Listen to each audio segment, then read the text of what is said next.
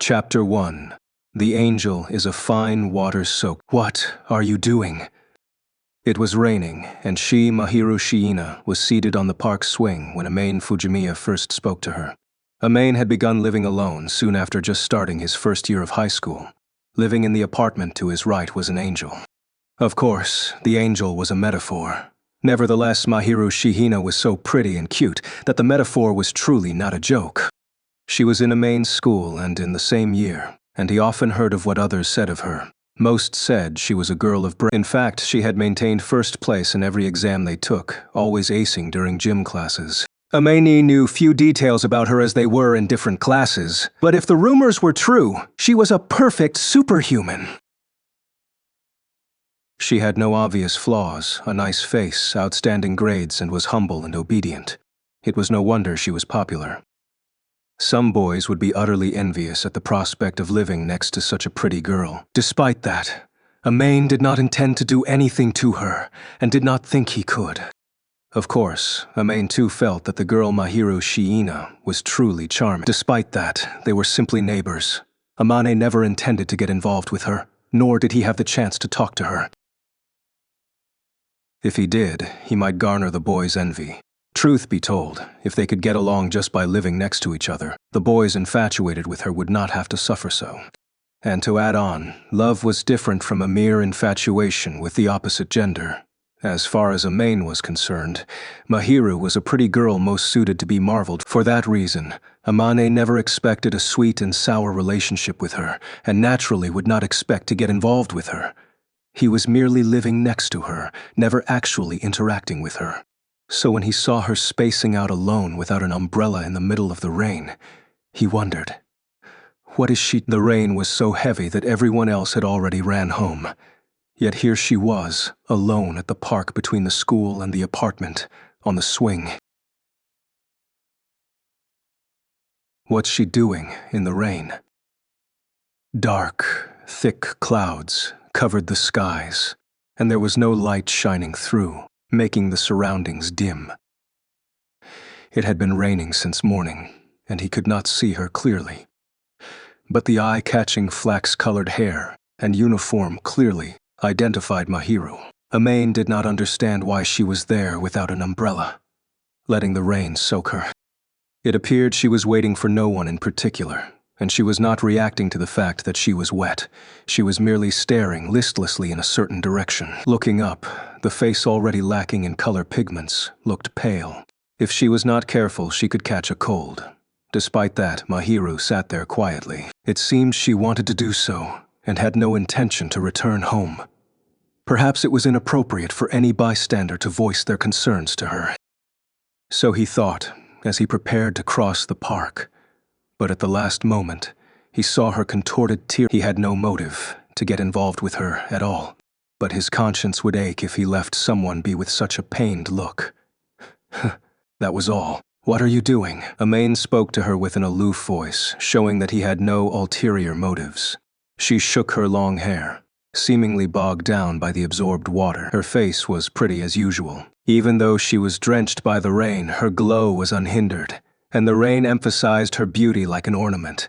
A fine girl soaked in the rain. Her undying, like eyes looked towards him. At the very least, it seemed Mahiru knew Amain was her neighbor. They would meet occasionally in the morning, after all. But as she was approached by a complete stranger, spoken to, and her caramel-colored eyes were a little wary.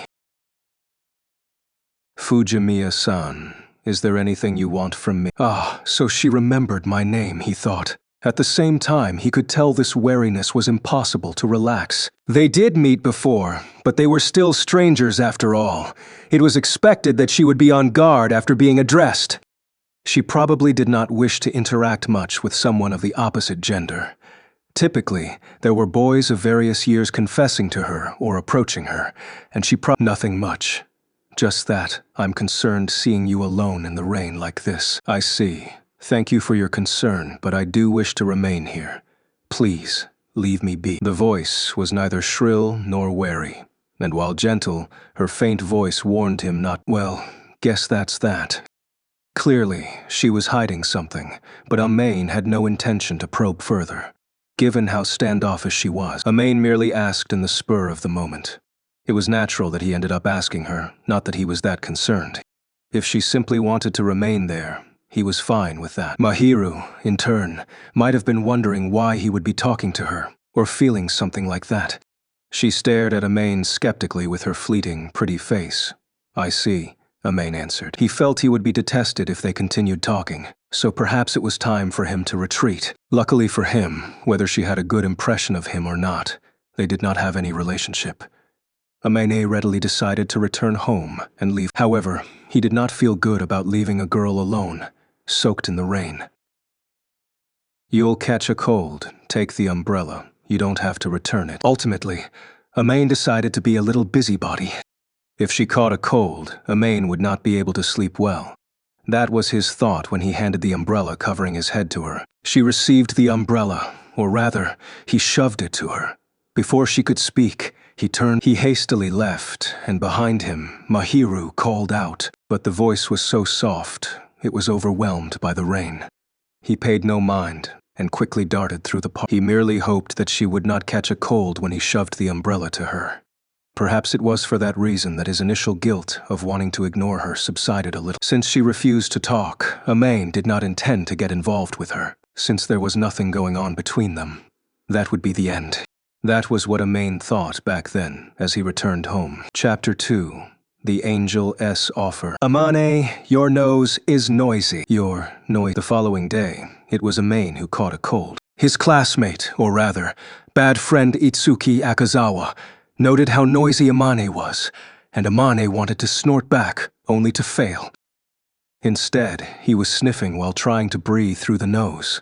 In a sense, he was snorting away. He was feeling utterly unwell, and his head was in stinging pain.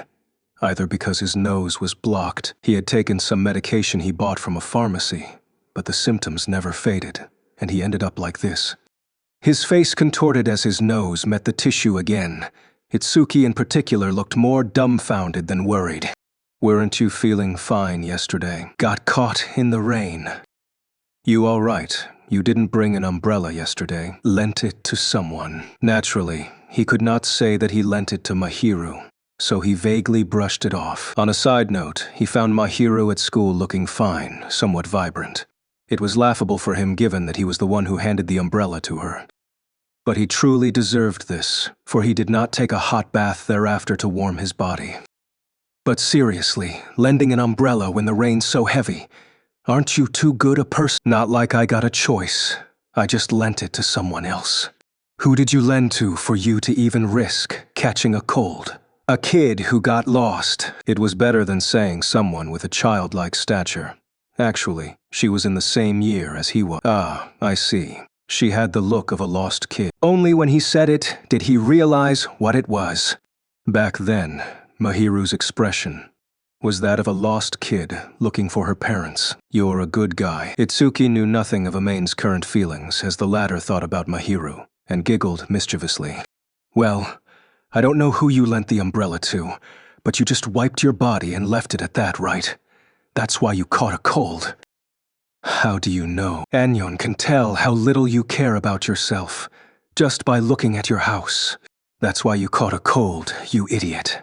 Once he was told off, Amain had to remain quiet. As Itsuki said, Amane never cared about his own situation. To add on, he was bad at cleaning up, and his room was in a mess. He usually ate bentos and supplements bought from the convenience stores outside, or ate out. "And you say you're living alone?" Itsuki stared dumbfoundedly.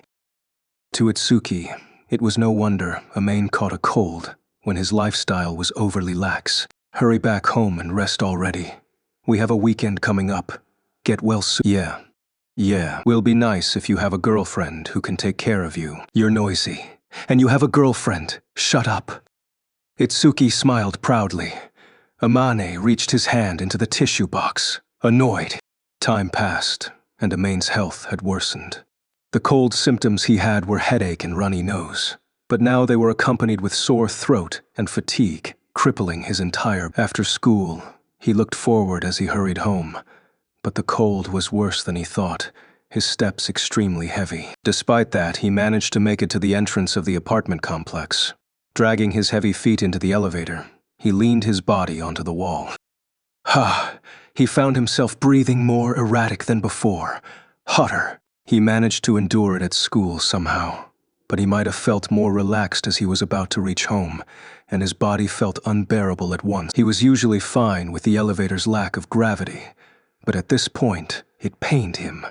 Nevertheless, he was about to reach home. The elevator stopped at his level, and he slowly alighted, dragging his feet over, only to freeze. Before his eyes was a girl with flax-colored hair, one he assumed he would never talk to again.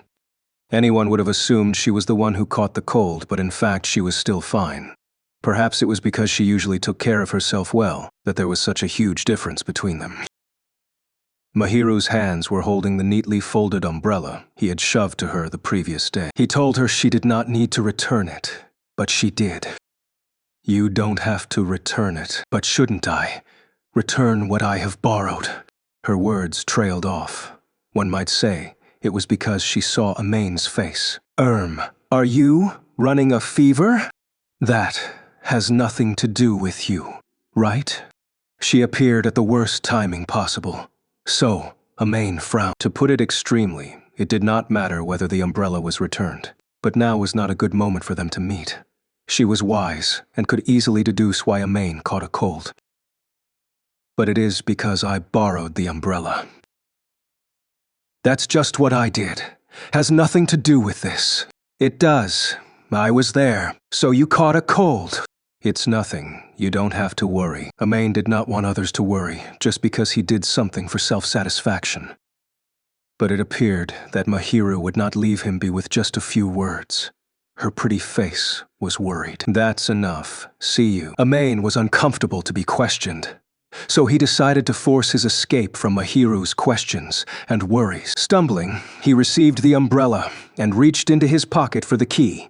He was fine till this point. After Amain opened his door with lethargy, he suddenly lost strength. He might have relaxed as he was finally about to enter his house. His body stumbled into the wall behind. So he thought, but the railing on the corridor was really sturdy and would not break from just a little impact. It was sufficiently tall, and there was no way he could have fallen outside. It would hurt a little crashing into it, but that was to be expected. But his arm was suddenly tugged at, and he managed to regain his posture. I cannot leave you be. At all. The soft voice entered his somewhat faint consciousness. I shall return the favor. His head was feeling fuzzy, probably because he was feverish, and he could not comprehend her words. For before he could, Mahiru dragged Amain's limp body and opened his door. I am going in. Please forgive me, but The quiet voice demanded compliance. Amain, affected by the cold, let himself be dragged without resistance. It was the first time he returned home with a girl his age. While he did not have a girlfriend to care for him while he was sick, it appeared there was an angel taking care of him instead. Chapter 3. The Angel S taking care of the... Because of his fever, Amane realized too late the situation of his own house. He regretted letting Mahiru in when he saw reality before him. The apartment Amain lived in was a one-cell DK. It contained a vast living room, a bedroom, and a storeroom. An extravagant space for a person living alone, as his parents were sufficiently well off. After considering security and location, he decided his parents were the ones who demanded that he stay here, and he was fine with that. Nevertheless, he felt they did not have to spend so much. He really could not handle living in such a mess. That aside, while Amain lived alone, he was bad at cleaning up. Needless to say, the living room, and even the bedroom were in a mess. This is really unsightly. The angel, or rather the savior, did not mince her words despite having such an adorable appearance. It was really horrible, and Amane could not refute. He would have moved a few things if he knew someone else was coming in, but it was too late for that. Mahiru's glossy lips let out a sigh, but she did not leave. Instead, she moved Amain into the bedroom. On the way there, both of them nearly tripped over. Amane himself was painfully aware that as the one who made the apartment so messy, it would be bad if he did not clean up. I shall leave for the moment, do change before I return. That should be fine. You're coming back? I would not be able to sleep well if I leave a sick person on the bed? It appeared Mahiru had the exact same thoughts Amain about that prior incident, and he could not comment. Once Mahiru left the room, he obediently did as told, changing into his home clothes. It is a mess, and there is no place to step on. How do you live like this? He heard a perturbed mutter while changing, and felt really apologetic. Once he changed, he laid down and seemed to have fallen asleep. After he opened his heavy eyelids with much effort, the first thing he saw was the flax-colored hair. He looked above the hair and found Mahiru standing there, looking at him silently. It appeared what happened before was no dream. What time is it now? 7 p.m. You slept for a few hours. Mahiru tersely answered, and right when Amain was sitting up, she handed over a cup of isotonic drink. Feeling gracious, he brought the cup to his mouth and could finally look. He found himself feeling a little better, probably because of the nap. He then noticed his head was a little cold. He touched it and felt something cloth, like on his fingertips, though it was a little hard. There was a cooling sheet pasted on him, one his house would not have. Having noticed that, he lifted his head towards Mahiru. I brought it from my house, she simply. His house had neither a cooling sheet nor an isotonic drink. It appeared she brought the isotonic drink here too. Thanks for bringing it here. No worries. The aloof answer had his grimacing. It was likely she took care of him out of guilt, and not a desire to talk to Amain. In any case, it was impossible to talk intimately when she was in the house of a boy she had just met. Anyway, I brought the medicine on the table. It is best not to consume with an empty stomach. Do you have any appetite? Sorta. I see. I made some porridge, so please have that. You made that, Sheena. Who else is here? I shall eat it if you do not want to. No, I'll eat it. Please let me. He never expected her to care for him, let alone make porridge, and thus was a little flustered. To be honest, Mahiru's cooking skill was unknown to him, but he never heard rumors of her failing home economics class, so it was probably not too bad. Amain immediately lowered his head, asking to eat it, and Mahiru stared at him blankly. She nodded as she handed over the thermometer on the side table. I shall bring it over.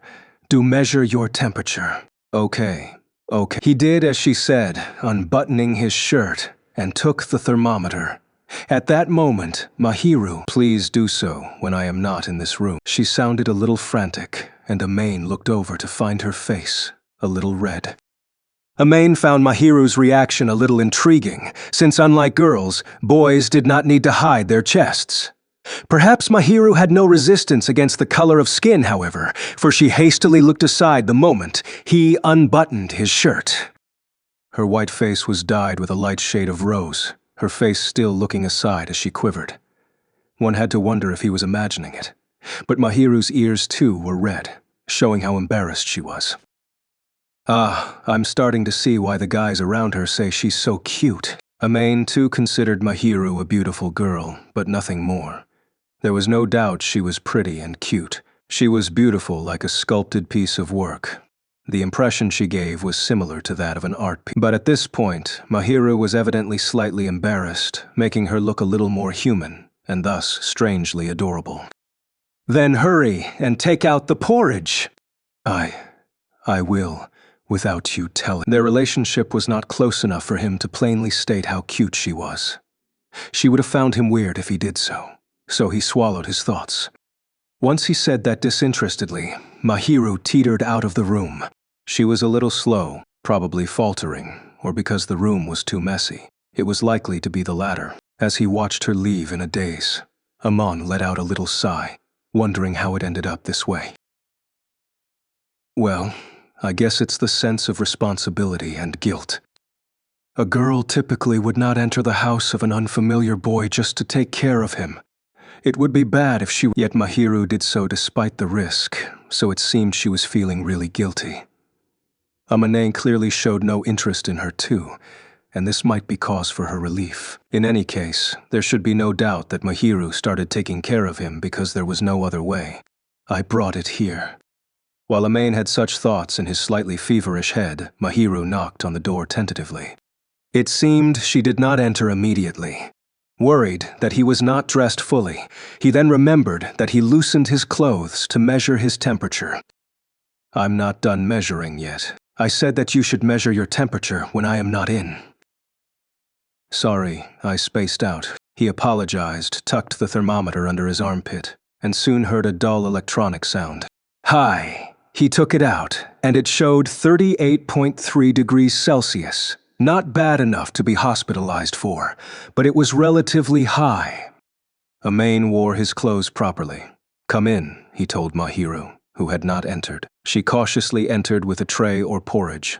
She obviously looked relaxed, for he had finally put on his clothes. "Your temperature?" 38.3 degrees Celsius. I'll get better with some The medicine sold in shops mostly deals with the symptoms and not the virus itself. Do rest well and work on your immune. While he was being reproached, Amaini knew that Mahiru was simply concerned, and his heart felt ticklish. "Goodness," she sighed as she placed the clay pot and the tray on the side table, opening the lid. It contained porridge with plum.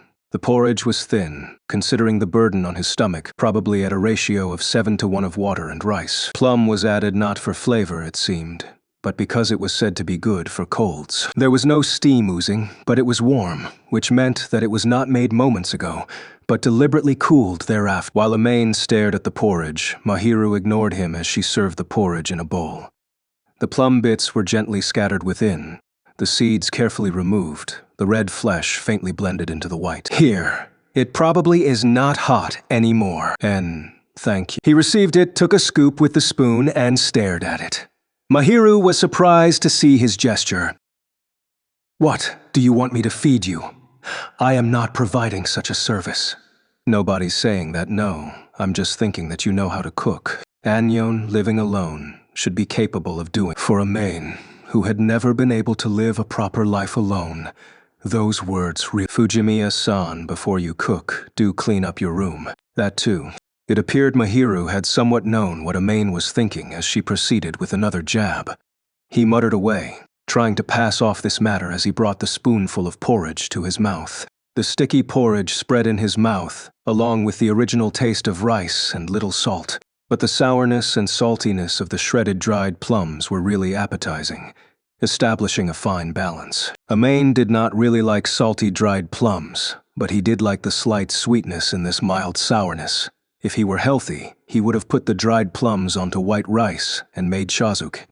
"It's nice. Thank you for that." But anyone could have made the porridge without much difference. It was different from the smile he could occasionally see at school. It was a smile of relief, and he subconsciously stared at her. "Fujimiya-san." "No, it's nothing." The kind smile soon vanished after a single moment, and he found it a pity. So he thought, but Amain did not say anything, as he tried to brush it off, eating the porridge in little scoops. Chapter 4. The Angel S. Porridge and the Current Situation. "Anyway, please rest for today, and do drink plenty of water. Use this to wipe your sweat. I have prepared a basin of water. Please soak the towel, squeeze it dry, and wipe it." After dinner, Mahiru quickly brought another packet of isotonic drink, a basin of water, a towel, and a spare cooling sheet to the side table. After all, she should not be staying in a stranger's house, especially one of the opposite gender. Amain too would have felt awkward, so he accepted her actions. And, as Amain stared, Mahiru checked if she had omitted something. For someone doing it out of her sense of duty, she sure is thorough. Mahiru might sound vicious, but she was serious and thorough in whatever she did. Amane gave a wry smile as he started getting used to her. "Well, we won't get involved with each other after this. Thanks for the care, though." It was unlikely he would be more involved with her. After all, she was just taking care of him this once. And since they would not interact again, he would use this opportunity to ask something he was curious about. The medicine might have been taking effect, for he was starting to feel a little groggy. But the fever seemed to have subsided a little. His thoughts were clearer compared to before. Can I ask you something?" "What is it?" Once everything was set, Mahiru looked over to him. "Why were you sitting on the swing when it was raining? Had a quarrel with your boyfriend?" He was still curious about the previous day's incident, which resulted in this. Back then, Mahiru was on the swing, soaked in the rain. Why was she there? Having seen her wear the expression of a lost child, Amain was concerned and shoved the umbrella to him, but he did not understand why she had such an expression. She appeared to be waiting for someone, so he wondered if she had a quarrel with her boyfriend or something, but Mahiru looked towards him, dumbfounded. My apologies, but I have no boyfriend, nor do I have any intention of getting one. Huh? Why? On the contrary, why do you think I have one? Since you're so popular, I thought you would have one or two at least. Being able to talk to her like this, Amain felt she was a more resolute, yet popular, ordinary girl. It did not seem the case to those around him, though. She was the top-ranking student for the year, adept at sports, and as he just learned, great at cooking. Surely she would be popular. He had seen others actually flirting with her and knew that a few of his classmates had considerable interest in her. She was spoiled with options. He could not imagine her not dating at all. He used the term one or two at least as he meant, but Mahiru's face froze once she heard that, and it contorted a little. Not at all. I do not think I am one without restraint to be dating a few males at once. Absolutely not. Her eyes turned cold as she flatly denied it, and Amain immediately realized that he stepped on a landmine. For a moment, he felt a chill, but it was probably due to the cold. For some reason, it seemed Sorry, this isn't what I mean. My apologies. No, I might have been a little heated myself, but the moment he lowered his head, the cold atmosphere dispersed. Rather than say that she was feeling heated, it seemed the room was frigid like a snowstorm. But he dared not to mention this. Anyway, that was not the reason. I just wanted to calm my head a little. I caused you worry, and you caught a cold. My sincerest apologies. It's fine, I'm just being a busybody. Actually, I don't want you to feel guilty just because I was being a busybody. Anyway, this is where we stop getting involved. As expected, Mahiru was taking care of Amain out of guilt, and once she heard that, she blinked and stared at Amain incredulously. Was she that disturbed by him saying they would stop getting involved? There's nothing common between us, so that's where it stops. You're the angel, the pretty genius girl who's top of our year, and I don't want to get carried away. Did you think I'm feeling? Mahiru awkwardly averted her eyes. I guess so. Amain betrayed a wry smile. She, however, probably was not getting ahead of herself, for that probably happened before. Selling favors to a pretty girl and getting involved in a relationship might have been a passable method, but it seemed Mahiru had quite a few experiences of that, and it was no wonder she was so wary on that rainy day. He could not blame her for being so defensive. Well, it's troublesome to you, getting involved with guys you don't like. I guess so, of course, isn't it? He was a little bemused to hear her confirmation. She, famous as the obedient honor student of an angel, had her own likes, dislikes, and troubles, which made him a little familiar. It appeared Mahiru might have accidentally let slip, for she glared at Amain, who baited her into saying so, with a little resentment. This was the biggest proof thus far that Mahiru was a person with emotions. It's fine, though. Well, I'm relieved to see that the angel has troubles just like a human. Please, do not call me that. It seemed she was bashful about being called an angel. She still wore a peeved look. Amain laughed once again, having found it similarly amusing. Well, it's not like it's anything urgent. I don't have a reason to pester you. So he said, and Mahiru widened her eyes in shock, wryly smiling herself. Amain recalled Mahiru bowing seriously and returning to her apartment as he laid on the bed, looking up at the ceiling. The medicine was effective, but his body remained tense. Once he relaxed, it seemed the drowsiness. He closed his eyes, recalling the events that transpired on this day. Nobody would have believed him if he said he was cared for by an angel vicious, and it was nothing worth talking about. What happened on this day would be a secret, only to Amain and Mahiru. Secret, his heart tickled from this term, even though he found it a hassle to mention this to others. The next day onwards, they would revert to being unfamiliar strangers. So Amain convinced himself as his consciousness slowly faded. Chapter 5. Encounter Under the Frigid Skies. As declared, The relationship between Amain and Mahiru remained that of passing strangers. He recovered the day after he was cared for, and just so happened to bump into Mahiru while shopping at the convenience store. But they did not truly interact.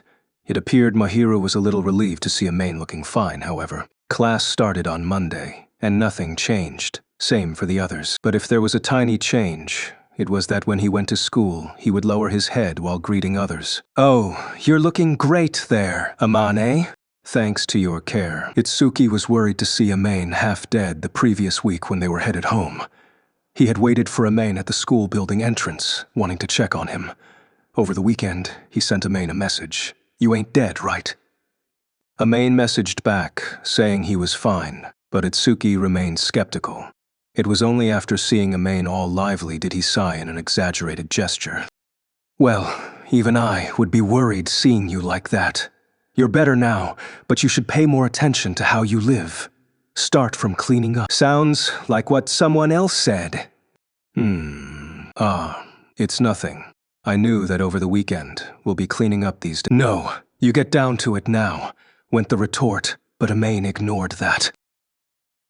That probably could not be done within half a day. So he shook his head, and Itsuki did not pursue the matter further, instead looking dumbfounded. "Well, it's your house, so do as you please. Make sure there's enough space to step on the next time I go there. I'll see how it goes." While Amain frowned as he changed into the indoor shoes, he heard a commotion in the neighboring classroom, and inadvertently looked over. He looked through the window and found Mahiru showcasing her usual beauty, surrounded by both boys and girls. She was smiling calmly as she responded to them. Yet she looked a completely different Mahiru from several days ago, so he thought with a... And Itsuki, having seen Amain's expression, looked over as well, understanding once he caught sight of Mahiru. Sheena-san, still as popular as before. She's a pretty girl. Well, she's the angel after all. You find Sheena cute too, Itsuki. Of course, I have Chi around, so she's just there to be marveled at. Stop flexing already. To be precise, the Chi Itsuki spoke of was his girlfriend, Chito Shiraka. Those two were a lovey-dovey couple, and whenever they were together, it was just too bright for Amain. "Stop flexing over here," Aman gestured towards Itsuki, but the latter did not look unhappy. After all, it was normal for them after all. "This guy's hopeless," he laughed. "What about you, Amane? Don't you find Sheena? She's a beauty, that's all." "That's boring." "Well, she's a flower on a peak we can't reach. There's no reason for us to get involved with her. All we can do is look." "You're not wrong. Due to some coincidence, Mahiru took care of him days ago. But they were living in different worlds. Amain did not foresee a future where he would get along well with Mahiru. Outstanding humans would only mesh well with other outstanding humans. And Amain, painfully self-aware of how useless he was, could not possibly have anything to do with Mahiru, so cute and capable she was. Yes, Amain himself assumed he would have nothing to do with her anymore. "What are you eating?" And that notion was turned upside down when Amane was at the veranda, sipping his jelly juice as he looked outside. Chapter 6. The Blessing from Heaven. Amain found it a hassle to go down to the convenience store and was slurping at the jelly drink he usually kept at home, leaning on the railing as he breathed in the air outside. It was then that Mahiru appeared on the veranda herself.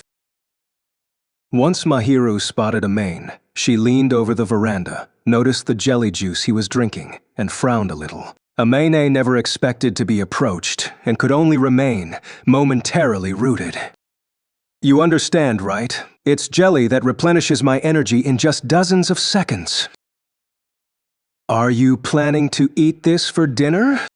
"What else, then? A high school boy with a big appetite is eating this." Stop being a busybody. Typically, he would have lived on bentos from the convenience stores, or sides from the supermarket, and not eat that little. He was not in the mood to cook dinner, nor have cup ramen, so he decided to have jelly juice instead. It was unlikely he would have sufficient food, and he might have some snacks or sweets thereafter. What about cooking? Can't do, and won't do. You know that, right? And you cannot tidy up. It is amazing how you are living. Shut up. That has nothing to do with you, right? The scathing truth hit him, so he frowned and finished his jelly juice. He had suffered days ago and was planning to clean up, but being told this for days turned his determination to the opposite direction. Amain, in turn, was curious as to why Mahiru was being a little naggy. She stared back at him and let out a little sigh. Please wait for a moment. Before he could respond or deny, Mahiru returned from the veranda to her apartment. Upon hearing the windows clatter shut, Amain asked, "What was that?" She said to wait. But what did she want him to wait for? He looked towards Mahiru's apartment with surprise, but naturally, there was no response. Guess I'm cooled down. Time to go back. He waited for her as told, but the winter night was colder than he thought. A sweater was insufficient. In any case, he did not know why he was waiting so obediently. The temperature was so cold. He was breathing white air. He exhaled, and there was an electronic buzzing sound from the... He immediately turned towards the door. Once he heard the bell, there was only one visitor he would expect to arrive. He did not know why she would appear, but he avoided the messy pile of clothes and magazines as he went towards the corridor. He knew who it was, even without looking through the peephole. He dragged his sandals towards the door and unchained it. As expected, slightly beneath his eyes was flaying. "What are you doing? I had enough seeing how poorly you live. These are leftovers, but here," Mahiru retorted tersely as she stretched her hands outward. The hands, which were much smaller than Amain's, were holding a Tupperware container. The translucent lid gave Amain a sneak peek of the cooked food inside. The contents were still warm, and there were some water droplets on the lid.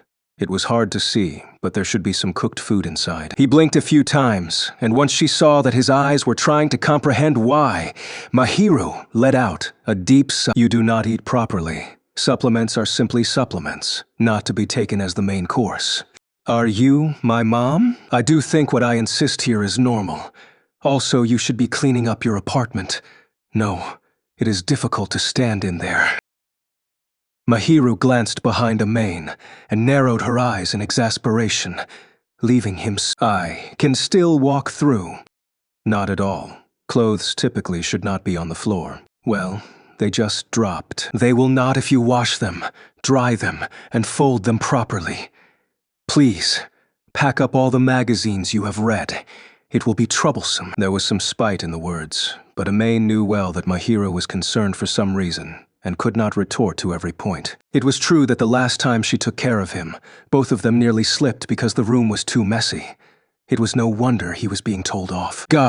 Aman, unable to retort, grimaced and pursed his lips together as he received the Tupperware container from Mahiru. The warmth slowly spread through his palm, and it was comforting amidst this cooling weather. "So, can I eat this?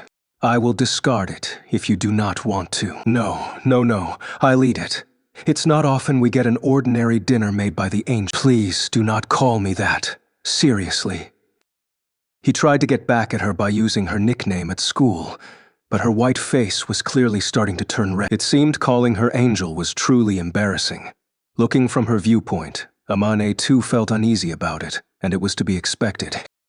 Her cheeks were flushed, and she glared at him with a teary look, which Amain could only grin at. "Sorry, I won't call you that again. Anymore, and he would really ruin her mood, so it would not be appropriate for him to joke anymore about this. Plus, they were not on such familial terms that they could joke about, and it would be better not to go overboard." It appeared Mahiru really did not want to be called such, and she cleared her throat, regaining her composure. Her cheeks remained strangely red, however, and she looked not too different from before. "Well, I'll be accepting this graciously. You don't have to be sorry about me getting sick." "Not at all. We are even now after I had taken care of you.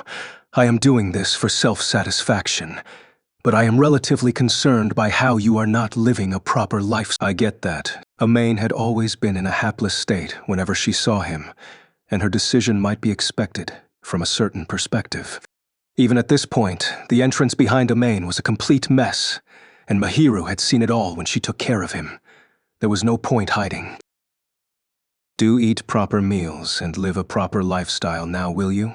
Are you my mom? While Mahiru lectured away with a completely serious look, Amain retorted back in exhaustion. He brought the gift handed to him back, frisked for disposable chopsticks from the supermarket, and sat on the living room sofa. How would the food Mahiru shoved to him taste? He was thinking that the porridge from before tasted good. His tongue was insensitive due to the cold, but the taste of the porridge, cooked from uncooked rice, did enter his stomach gently. Given the prior experience, Mahiru's cooking skills were fine. How would it taste this time? Harboring some expectations, he opened the Tupperware lid with some apprehension, and drifting out was undoubtedly the fragrance of cooked food. It contained some root vegetables and chicken. The soup was mild in color. The bright colors of the carrots and the green bean garnish stood out.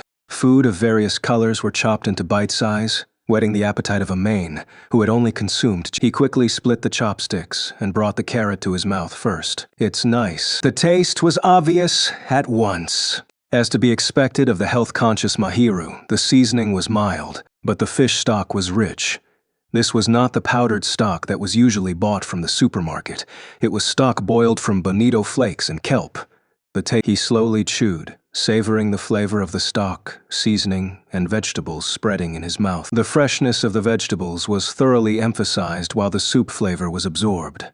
Amain himself disliked eating vegetables, but even he could enjoy it. Do eat more vegetables, so the message implied, for there was little chicken inside. The chicken was really fresh, tender, not overdone. There was nothing to nitpick about. The ingredients were relatively plain for a high school girl's cooking, yet it clearly emphasized her skill. One could say it demonstrated a stark difference from those who had just learned how to cook. It would be better if there was some rice or miso or soy sauce, so he thought, but unfortunately he did not cook any rice, or rather, he had finished his supply of rice, and this little wish was left unfulfilled. It was too late for him to say so. But Amani regretted not going out to buy 2 packets of rice. The angels, really amazing. So Amain praised the superhuman who was perfect at studying, sports, and housework, yet terrified and unhappy about being called that.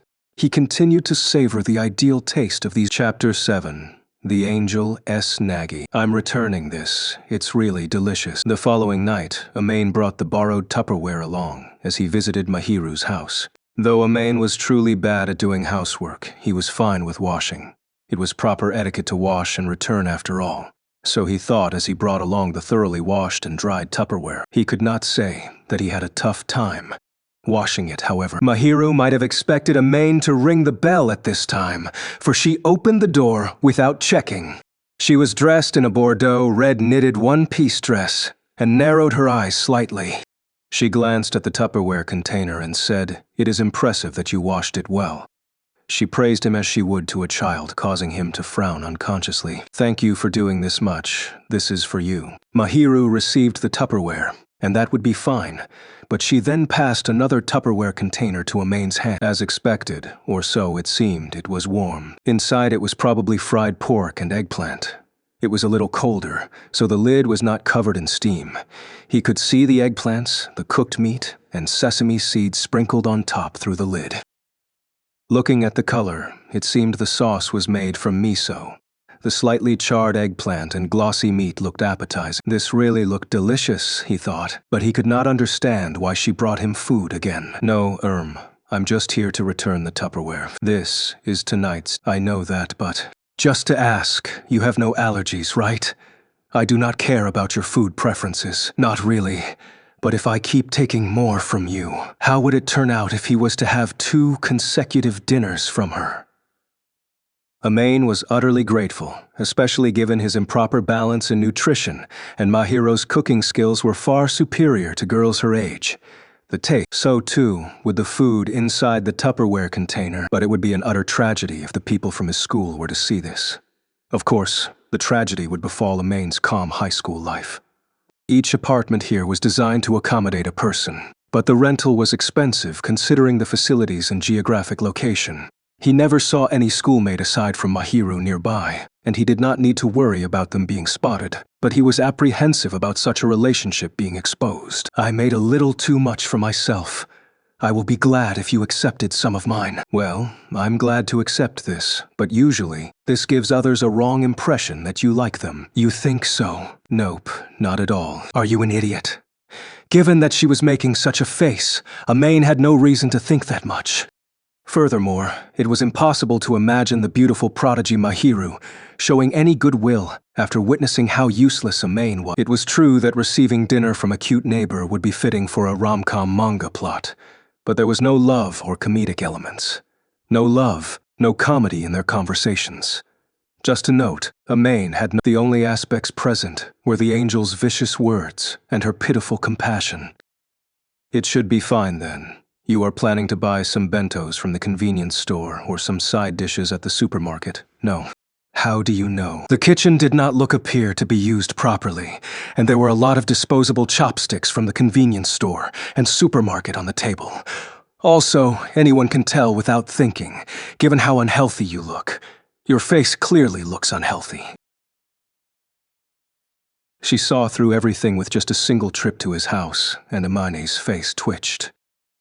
It was an undeniable fact, however, so he could not. Now then, I shall be returning. Thud. Once she was done with what she wanted to say and give, Mahiru closed the door. Clank.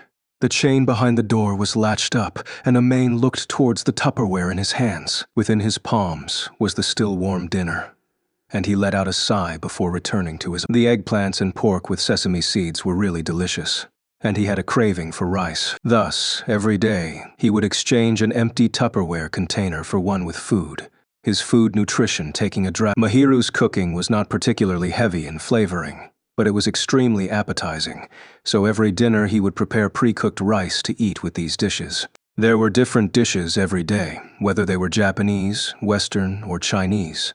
They were all delicious, impossible to refuse. Whetting Amain's the opportunity to eat these every day had Amain looking forward to them. He was apologetic about it, but it seemed he was being domesticated, melancholic if he never got to eat her food. Perhaps the angel's cooking was truly addictive. While thinking this was not a good thing, Amane obediently accepted the Tupperware container and indulged himself in the food. You're looking great recently. Got your food sorted out. Amain was looking a lot better, probably due to having sufficient nutrients from dinner. It was lunchtime when Itsuki stared at his face. Amain was having udon at the cafeteria and was shedding cold sweat in the face of the perceptive Itsuki.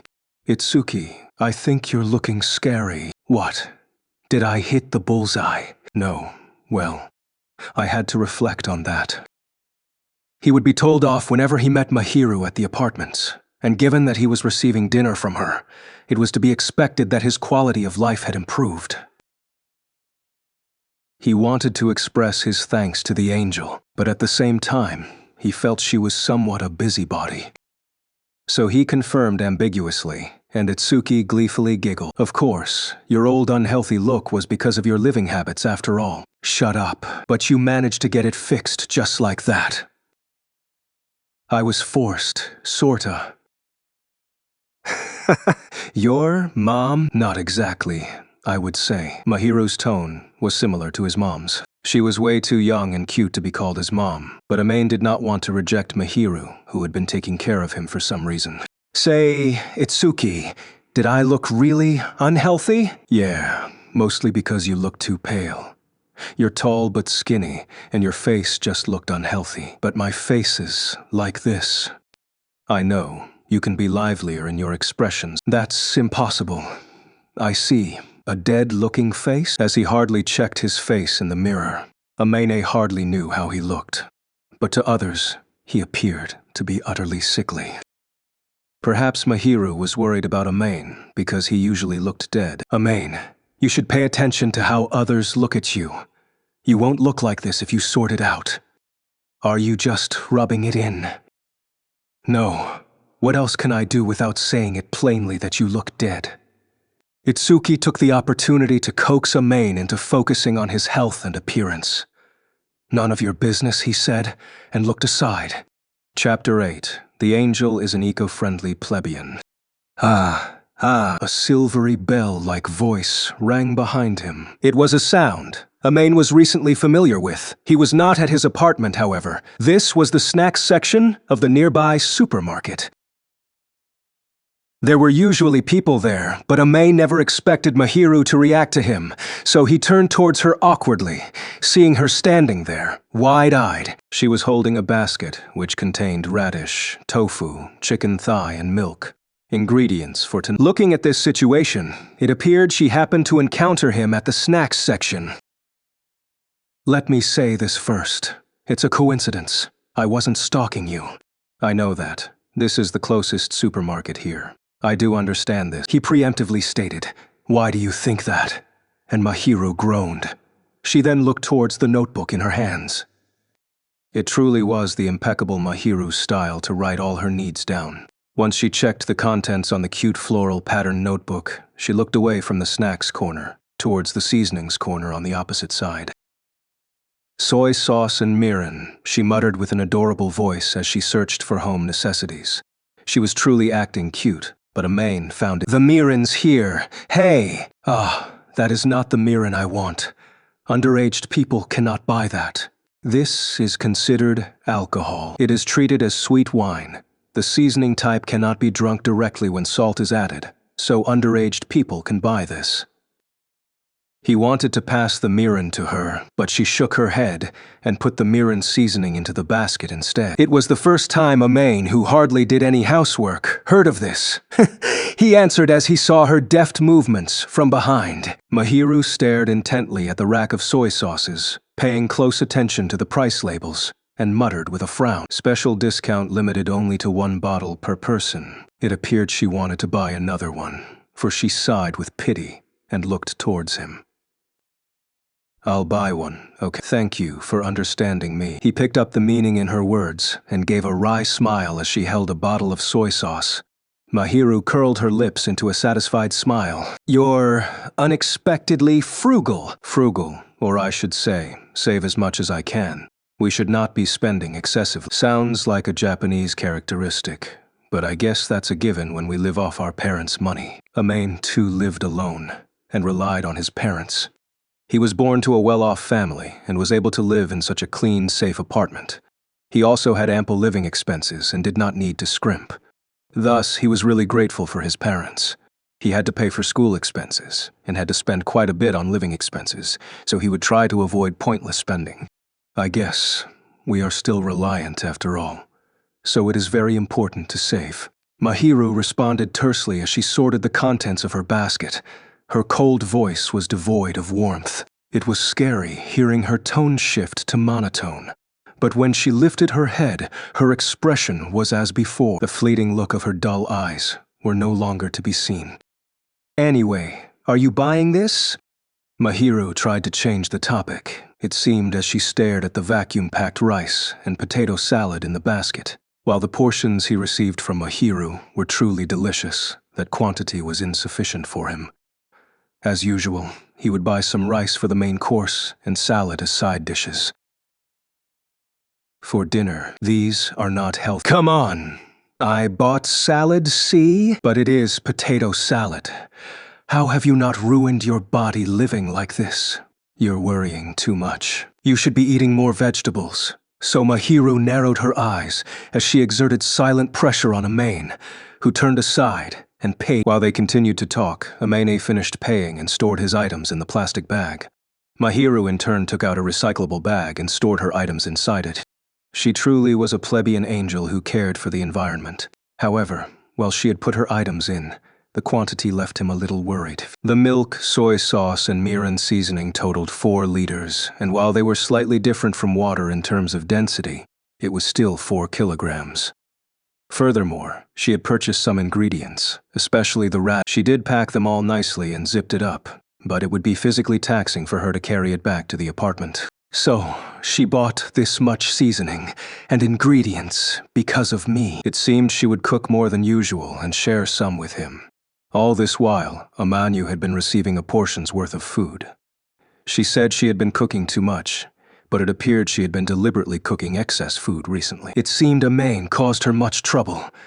He would be worthless as a male to not do anything for her. Once he saw that she was done zipping, Amain tried lifting it, and while it was not too heavy for him, it would be considerably taxing for a girl to carry a long distance. While Mahiru was really athletic, her physical strength was another matter. One could tell that beneath her clothes, her slender arms did not have much strength. Amane's gesture had her caramel-colored eyes blinking. She seemed grateful rather than shocked. "I'm not stealing yours." "I am not worrying about that. I can carry that much at least." "You'll be cuter if you just accept this honestly, you know." "You are making it sound like I am not. Compare how you act at school to how you treat me." She might have some self-awareness. She flinched a little. Everyone agreed that she was so cordial, kind, and humble at school. But she acted nothing like that when it came to Amane. To be precise, while she did treat Amane well, she was blunt towards him. She never cared for any courtesy when it came to him, and always said what was on her mind. It was much better than lying, however, so Amane did not really mind. While Mahiru remained silent, Amane seized the opportunity to carry the recyclable bag chocked full of ingredients, along with his, and hurried towards the exit. There seemed to be some frantic movements behind, but Amane paid no heed as he ignored their increasing distance, heading straight toward. He did not bother to slow down enough for her. They were already together at the supermarket, and if anyone was to see them walking home side by side, things would get out of hand. For them, this would be the ideal, so Amane pretended not to have any relationship as he hurried on. "Thank you very much," a little whisper behind him. Chapter 9. The Angel-S Cleaning Operation. Amane was bad with all kinds of housework, the worst of which was cleaning up. He could cook, if the definition of cook was getting injured and willfully ignoring the appearance and taste. He could cook if he went with the idea that he could just heat it and put it into his stomach. It would look and taste unappealing, however. Of course, he did not want to cook or eat such things, and naturally would never attempt to do so. He could at least wash clothes, for if he could not, he might not be able to live at all. Worst case scenario, there was a coin laundromat nearby, and he could simply dump his clothes in, add some detergent and water, and let it spin. He could handle his laundry. However, he was completely hopeless at cleaning up. What do I do with this? It was the day off, and Amane, having been nagged at by Mahiru and Itsuki, finally decided to start cleaning, but he did not know where to start. He knew it was his own fault, but there were too many things, resulting in him unsure. For the time being, he washed his futon sheets and dried them, and then he had no idea how to start cleaning. His clothes and magazines were all over the place, and he practically had no place to step on. The silver lining here was that since any food-related rubbish would smell foul, Amane would dispose of them promptly. Thus, the apartment did not have any oil stains or foul stenches. Well, the room was still in a mess. Despite that, the mess was the matter most troubling, and while he sighed, there was a chime from the entrance. "Ah," he blurted. At his door would be the visitor he was familiar with, or rather, the blessing from heaven, the courier-like existence who would leave after each delivery. She was a savior in his eyes. He hurried towards the entrance, nearly slipping as there was no place to step foot on, and supported himself off the wall as he opened the door. "Sorry, I am here to retrieve the last Tupperware." "What are you doing?" Getting ready to clean up. Mahiru saw him on the verge of tumbling over and stared exasperatedly at his face. Thought there was a loud sound. I nearly fell. "I guessed so. You have not started cleaning, no?" Didn't know where to start. I assumed as much. It is really difficult to start when it is so messy, so Mahiru noted bluntly as usual. Amane's face twitched, but he could not deny it. If he really argued with her until the very end, he really would have no idea how to start. But how would he ask? He wanted to ask her for tips on cleaning, but was she truly willing to provide? So he stared at Mahiru tentatively, and she looked behind him, towards the messy entrance. Ooh, wow. She looked towards the devastation behind him, her eyes basically screaming such. To her, it appeared the entrance was already a— "Goodness, please, allow me to clean the apartment completely." Huh? Amain thought it would be brazen for him to ask Mahiru to help, so he merely intended to ask her for cleaning tips, but he never expected Mahiru to offer her assistance.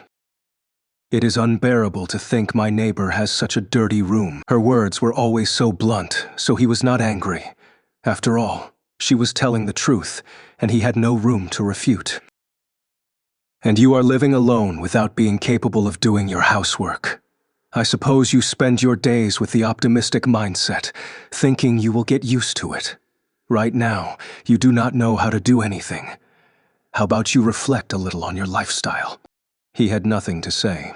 His mother had said it would be easy if he had done his housework studiously, but he always left it be, resulting in this situation.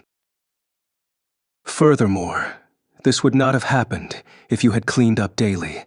This is a result of you. Oh, you're right. One reason he was not angry despite Mahiru's words was because she had been taking care of him, which he was indebted to her for.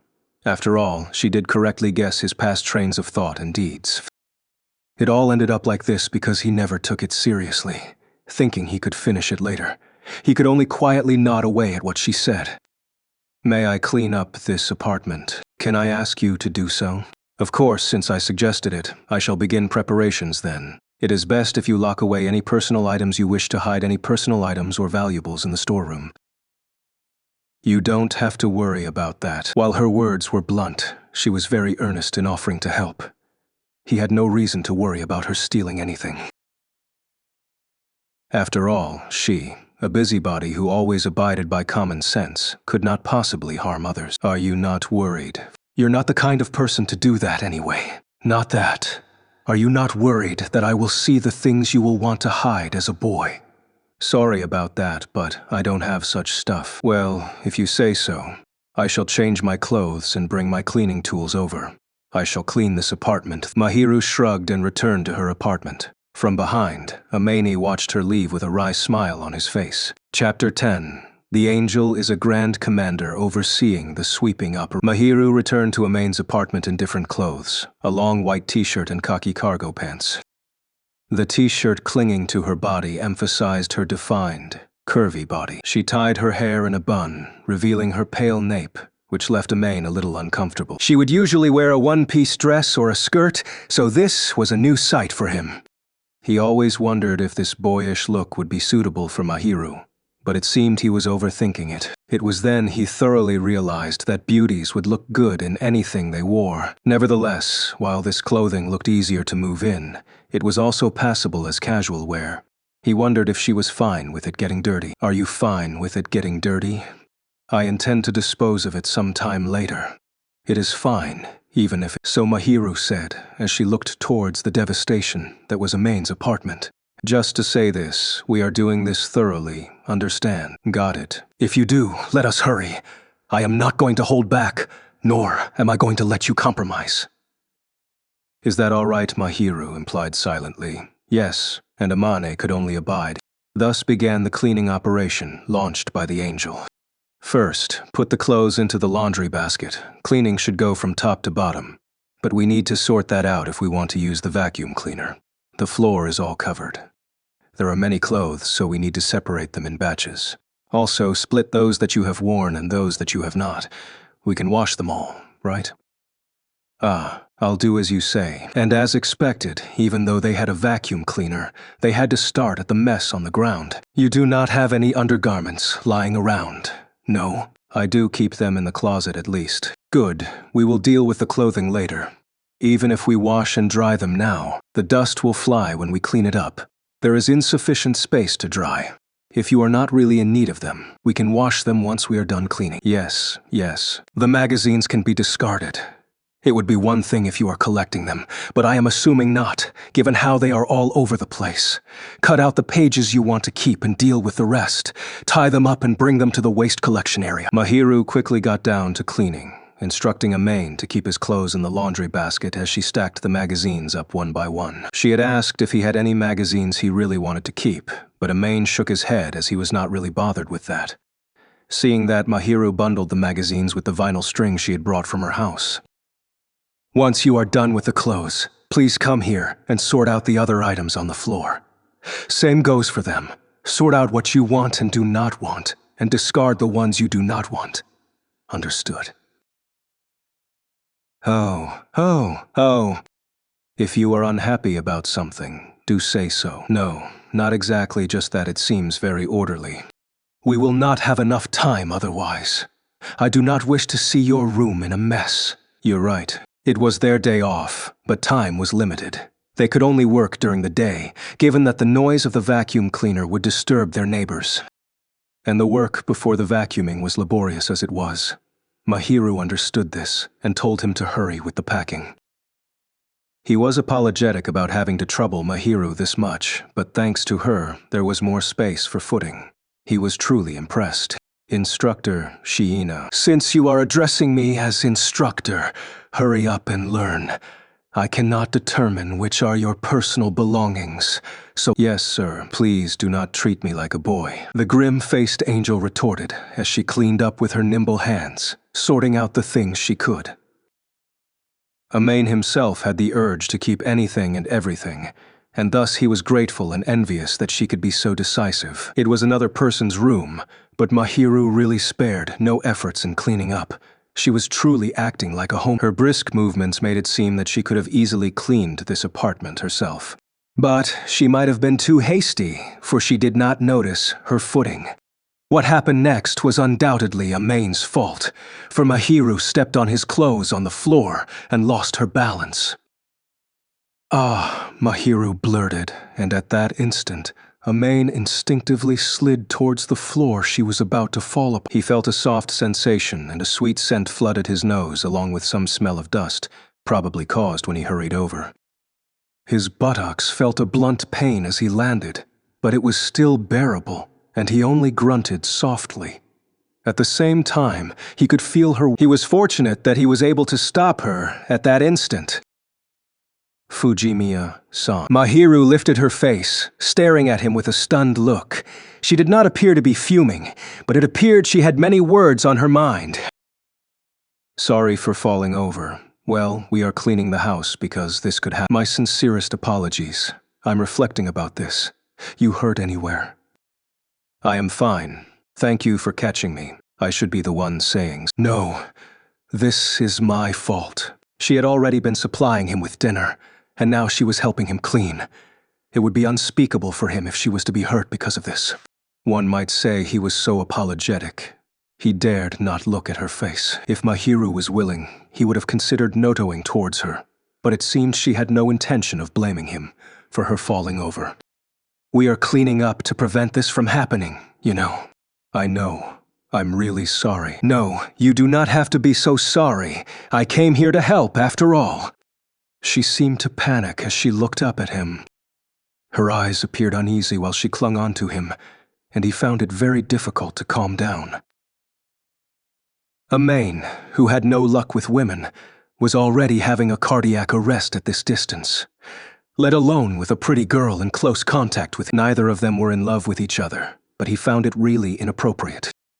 Mahiru herself seemed not to have noticed her posture, so Amain gently grabbed her shoulders, splitting them apart, and stood up before the shame overtook his face. Shall we continue? I guess. Luckily, it appeared Mahiru did not notice Amain faltering, and she held his hand, standing up. Her face remained stoic like usual, not caring that they made contact. Amain himself was thinking that a girl like Mahiru would not be so bashful, given that so many boys showered her with affection.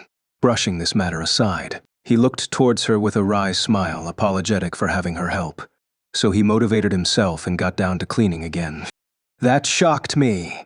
Cleaning was truly a hassle for him, given that he was unfamiliar with it, and thus he never noticed her little whisper and the slightly reddened eyes hidden by her faint-colored hair. Chapter 11. The Angel's First Time. Phew, it's finally clean. They spent an entire day cleaning up Amain's house. For several hours, they cleared the personal belongings on the floor, and then washed the clothes, wiped the lights, the windows, vacuumed the floor, and the sun was setting by the time they were done. The sun was visible when Mahiru entered the house. This was sufficient proof of how long they took, but it was this reason that Amain's house looked pretty once again. The floor was cleaned thoroughly, cleared of discarded items, The windows and sills were cleared of dust, and so were the lights, looking brighter than. Amain's room too was cleaned, so there was nothing scattered on the floor. Finally, he could comfortably rest in there. We spent an entire day on this. Well, it's that messy. All thanks to you. You're right. Amane could not lift his head towards the angel savior, and could only look towards Mahiru with respect. He wanted to kowtow, but she refused, given that she had helped him so. Mahiru, having spent her valuable day off on this, goodness gracious, muttered, so as she tied the trash. She might have sounded brutal, but she did not look displeased, and instead looked accomplished. Nevertheless, she was a little lethargic, and that was to be expected given that she had toiled an entire day. He could not allow her to make dinner after this, leaving aside the issue of whether she would cook for him. He would feel sorry if he let her work in such a tired state. I don't want to go out and buy dinner now, so let's order some pizza for dinner. I'll pay for today, since I've taken much from you. Hey, but if you don't want to eat it with me, you can take a slice back to. He could not stop Mahiru if she did not want to eat with him, but he could let her bring some home. More than wanting to eat with her, he wanted to thank her, so he was fine eating alone. Not that. I have never ordered pizza before, though, so I am a little shocked. Hey, you haven't? I have not ordered pizza before since I live alone, though I have made it myself. It's amazing how you thought of making pizza yourself. Typically, one would order pizza either as a takeout or as a 2-for-1. There might be a mere few, like Mahiru, who would spend the effort to start over from the dough. So, this is the mindset of those who really can cook. Amain. It's normal to order a takeout. I often do it for myself. Wait, you're not the type to go to a family restaurant alone. I have never been there once. It's rare to hear that.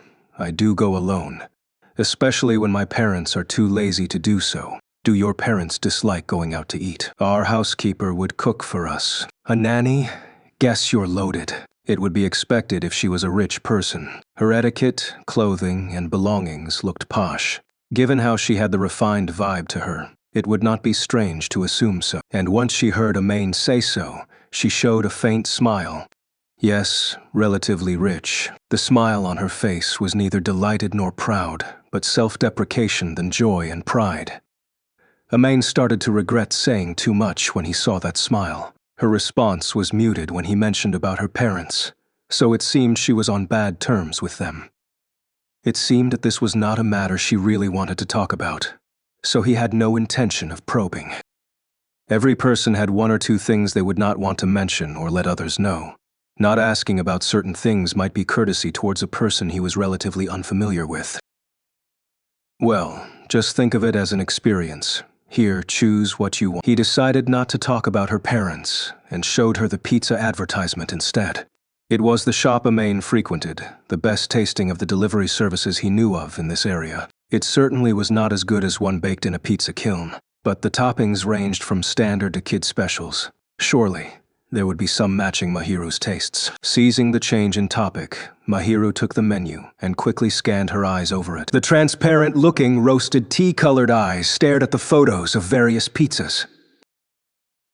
Those eyes, always devoid of emotion, seemed to be sparkling. Wait, is she actually looking forward to this? Perhaps he was thinking too much, but she appeared a little excited. For once she had a look at the menu, she pointed at a 4-topping pizza typically found at parties. This is what I want, she said. Mahiru peered over to him, seemingly hiding behind the menu, and once he agreed, her eyes began to glow. He smiled wryly at her obviously elated face, and with a single hand, he dialed the number listed on the advert. About an hour later, the pizza arrived, and Mahiru quickly ate it. There were 4 flavors, and she seemed to have trouble deciding which one to choose from before she started with the bacon, and not unexpectedly, she showed a princess-like side as she chewed on the pizzas in small bites. But at the same time, he found her as adorable as a little animal. She narrowed her eyes at the stretching cheese strands, the relaxed cheeks of her smiling face, looking strangely. Typically, she looked really mature, poised even, but right now she was acting her age. And as she munched down on the pizza in little bites, Amain had the urge to pat her on the head. What? What? Nothing, just that you look like you're enjoying this. Please, do not stare at me. But but her displeased frown was not cute in the slightest. Well, to say this, you aren't cute at all. That does not matter, after all. You will be uncomfortable with me acting like I would at school. No. Sorta. I'm more used to you being like this than at school. He never interacted with Mahiru at school, let alone talk to her. All he could see was the flawless, genial, beautiful smile that everyone else saw. And in contrast, she was showing no heed to others this time. This might have been the true Mahiru, and her gestures at school were simply her going outside. For me, this part of you right now, isn't that tiring? The uncute part. Don't be so vindictive, but well, I don't know what you are thinking of at school. Mostly about dinner and less. You're still playing the fool. Amain was implying that Mahiru was hiding something, but the latter merely took him literally. It appeared she was not pretending, and she looked at him with a displeased look. No, that's not what I mean. I mean that I can't see your heart, so I don't know what you're thinking at school, and you're still unfriendly now. But it's easier to interact when you can express your feelings honestly. Is my behavior at school that's how you deal with things, and I don't think that's bad. But you're not tired. No, I have been like this since young. Guess it's ingrained. If she was ingrained with that mentality since youth, her etiquette was understandable. However, this meant that she was consciously acting like an ideal child, and was doing so but he could not bring himself to ask more about such family details she had vaguely hinted at. Well, it's good to be able to relax, though. I managed to relieve some of your stress. I cannot relax when you are so hopeless. Sorry about that. He shrugged in an exaggerated manner. Mahiru giggled happily. Chapter 12. Friend. Ever since that cleanup, it seemed the wall between Amain and Mahiru had eroded just a little. The distance between them did not close much, however. At school, they were akin to strangers, and even after school, they would merely exchange a few words while sharing dinner. A few days ago, Amaine was reminded to maintain the cleanliness of his house. She was harsh, but he understood very well. She was a girl who loved to care for others. Thanks to the timely reminder and cleaning advice she gave, Amaine's house remained clean. Ooh, it looks a lot better. Once he heard the apartment was looking better, Itsuki came running over on the weekend. He could only marvel in amazement at the sight of this rejuvenated house. Never thought it would become so clean, especially when it was so messy. I did help you clean up the last time, and not even 2 days later it got dirty. Shut up. No, I don't want to nag at you. But think about how long it has been since you last threw something all over the place. Don't worry, it's a new record, 2 straight weeks. Can you please be ashamed that your new record is only 2 weeks? You don't usually throw your stuff onto the floor. Itsuki nagged. Amane frowned, but could not refuse Itsuki's earnest pleas. In fact, he was actually troubling Itsuki before Mahiru helped out, so he was unable to retort harshly. Gara. As Amain clamped up, Itsuki chirped happily. But well, since it's so clean, I want to bring Chi here. Don't. Why do I have to see you two flirt with each other in my house? You don't have to be so courteous. Don't treat my house like a dating spot. How tragic was he for him to see his friend flirt around with his girlfriend. Having seen what others called the idiot couple being all lovey-dovey, he hoped that they could show some consideration for him. He could not laugh despite knowing Itsuki was joking, given that he had been seeing them every day. He hoped they would do it at their own place. Well, enough with the jokes. I guess it won't be dirty now that it's so clean, right? I've been dealing with it. So I say, whatever. It's good to have the habit of putting back the things you took out, though. Are you my mom? Seriously, Amain, you have to start cleaning your house more often, you know. That sounds disgusting, and also scarily disgustingly similar to my mom. Amain felt a chill up his spine when Itsuki made a falsetto impression of his mother. While Itsuki had never seen Amain's mother, it was scary how much. Furthermore, a boy faking a woman's voice was really disgusting, and Amain really had the urge to stop Itsuki there and then. He stuck his tongue out in a pretentiously repulsive gesture, and Itsuki kept laughing away. So your mom's like this, Amain. My mom's pretty hands-off. Guess I'll say that I envy you. My mom's the type to just a good mother worried for her son. No, but the kid won't become independent. No, you're being so terrible that your mom can't shut up. She's still being too much of a busybody to her son. It might have been because he was an only child, but Amain's mother really cared for him. She did not dote on him, but rather she was the type to interfere with everything and worry about everything. While Amain himself did not hate it, it was a hassle dealing with her. She said lots of things when he chose to stay alone near his high school, often dropping by to check on him. She was quite the hassle. Well, that at least means that she really finds you important, right? This love is too heavy. Just give up. One day, you'll understand how precious that is. You're the standard rebellious kid, and now you're sounding so mature. Can't do anything when it comes to chi. Itsuki had quite a few disputes with his father because of his girlfriend, so these words really sounded unconvincing, but what he said did make some sense, so he listened to him. Guess he has his own problems to deal with after all, so Amain thought as he let out a long sigh. Itsuki himself remained optimistic, not looking weary in the slightest. Those who dare get between she and me can get run over by horses. He did say such Anyway, I'll do something about my dad.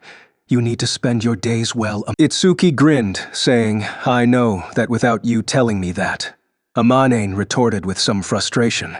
He then realized Itsuki's words were exactly the same as a certain person and made a— But Itsuki visited Amain's house, not because he wanted to check on the latter's living habits, but just to play games. The topic of the house soon ended and they started playing.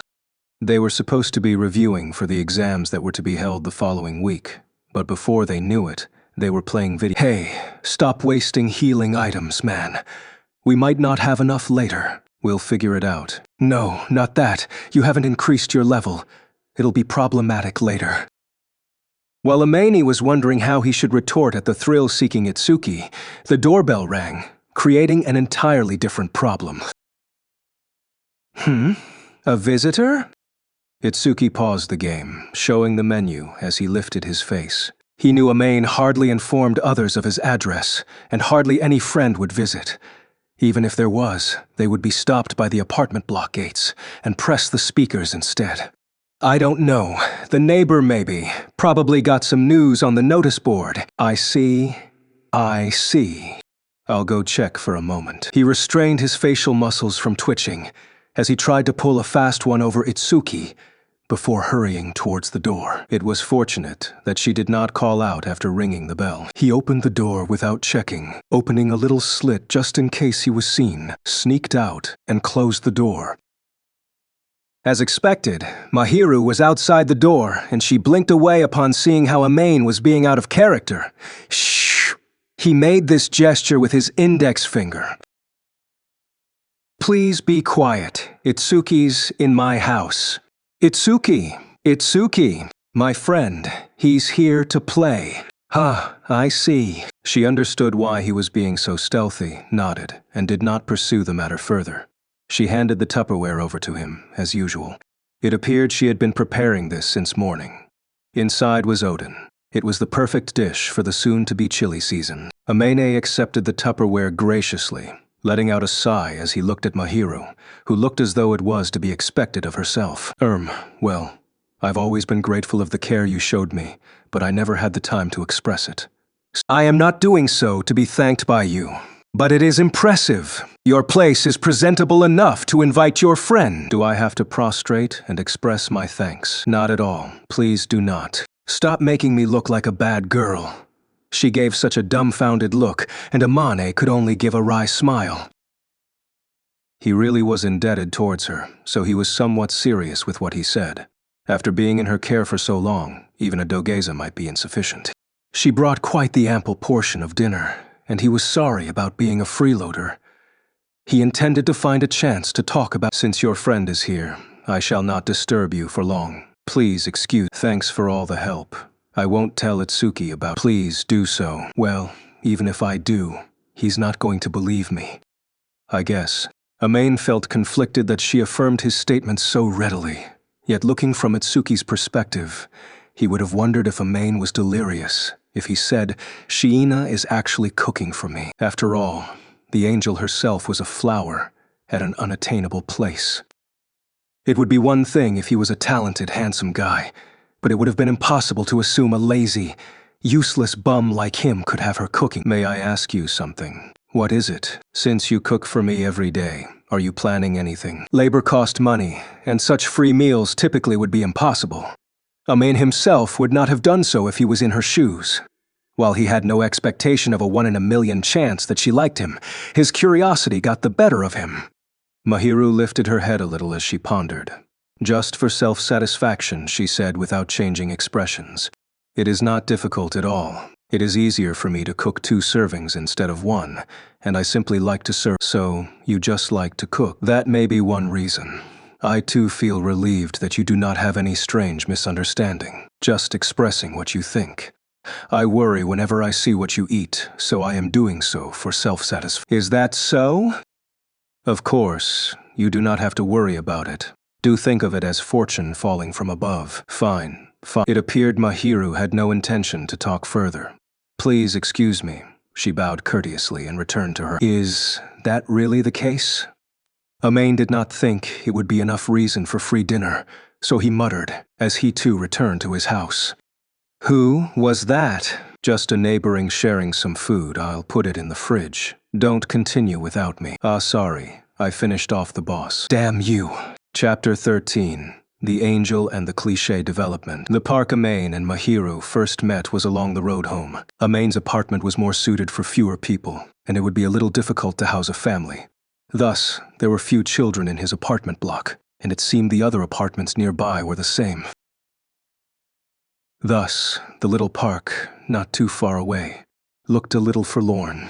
It was an empty place the children would not come to play at.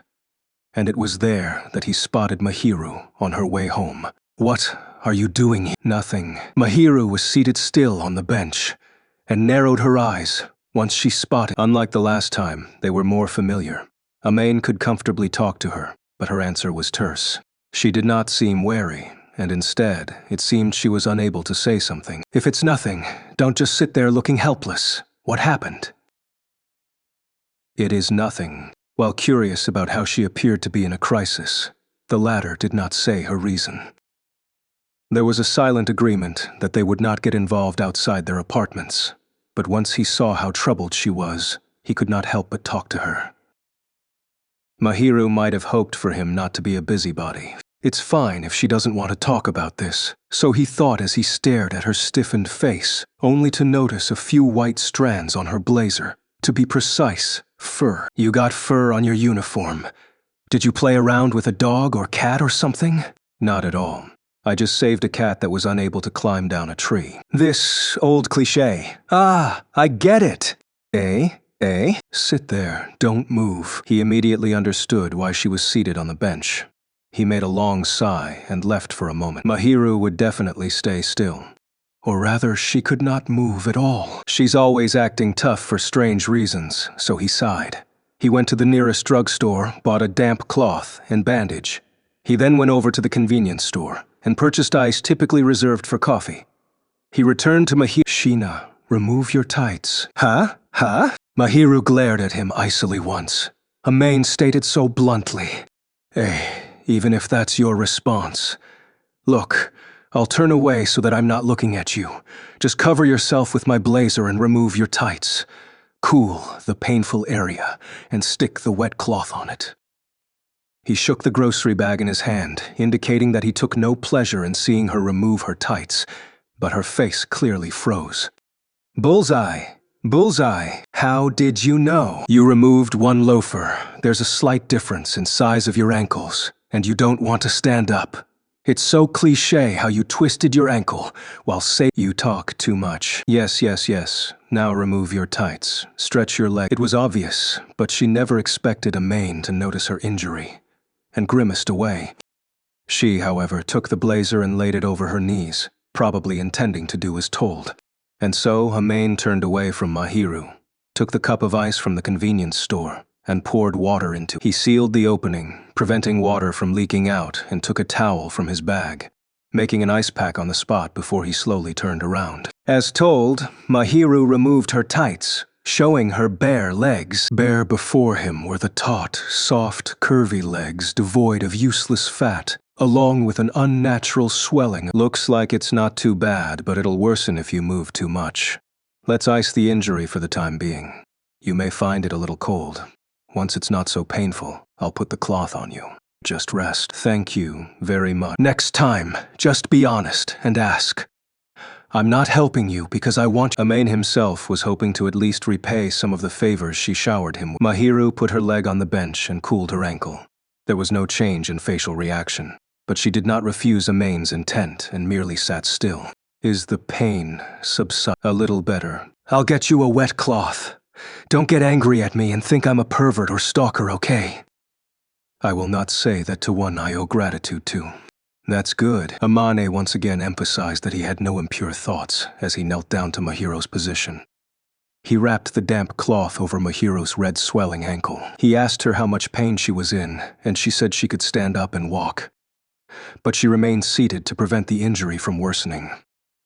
At the very least, it was still a minor injury. Once he sealed the damp cloth with the tape he bought, Amain found Mahiru looking down at him. You are unexpectedly useful here. Well, I can treat some injuries here and there. Cooking's impossible. He shrugged in a joking manner, and she too giggled back. All this while, she had maintained a stiff look. It would be great if she could relax because of this. Seeing her a little relaxed, Amain was relieved and took out a pair of jersey pants from his bag. Here. Yes. Don't give me that look. Your legs are exposed, and you can't wear your tights when there's a damp cloth. I haven't worn this. Relax. A large bundle of tape was wrapped around her ankle, and it would be difficult for her to wear her tights, let alone unnatural. It was better if she wore his pants to shield against the cold and expose. Once she realized he did not mean anything else, she took his pants obediently. Mahiru put on the pants, and Amain took back the blazer he had lent her. He removed the parka he was wearing and handed it over to her. Here, wear this. No, why? You want others to see me carrying. He could not let an injured person walk back alone, and he did intend to carry. After all, they were returning to the same place. It would be efficient to carry her back and beneficial to her injury. Sorry, you mind carrying my bag? I can't carry my bag if I carry. Is there an option to not carry me? You twisted your ankle, so just do as I say. It's one thing when there's no one around, but since I'm here, just make use of my good legs. Legs? What? You want me to carry you in my arms? Carry you like a princess? Do you really have the strength to carry me home? Are you underestimating me? Well, I don't have confidence about that. He was fine with the idea of carrying Mahiru horizontally, but it would be taxing for him to walk her back to the apartment while carrying her. Also, it would garner too much attention, and thus, he knew Mahiru was making a little joke and did not get angry just because he was belittled. He chuckled, seeing that she should be fine given how she was in the mood for such a joke. Look, once you're done, put on the hood and the bag. Also, I'll carry your bag once I lift you up. I can't do that right now.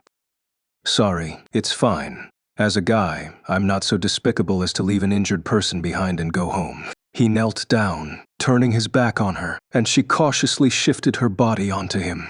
Even through the parka and so many garments, Mahiru's body felt so soft and delicate. He made sure her hands were latched onto him tightly, but not strangling him, slowly stood up and lifted her up. As expected, she was really light. While she had always nagged at him about this and that, her body was so petite, one would worry if she ate well.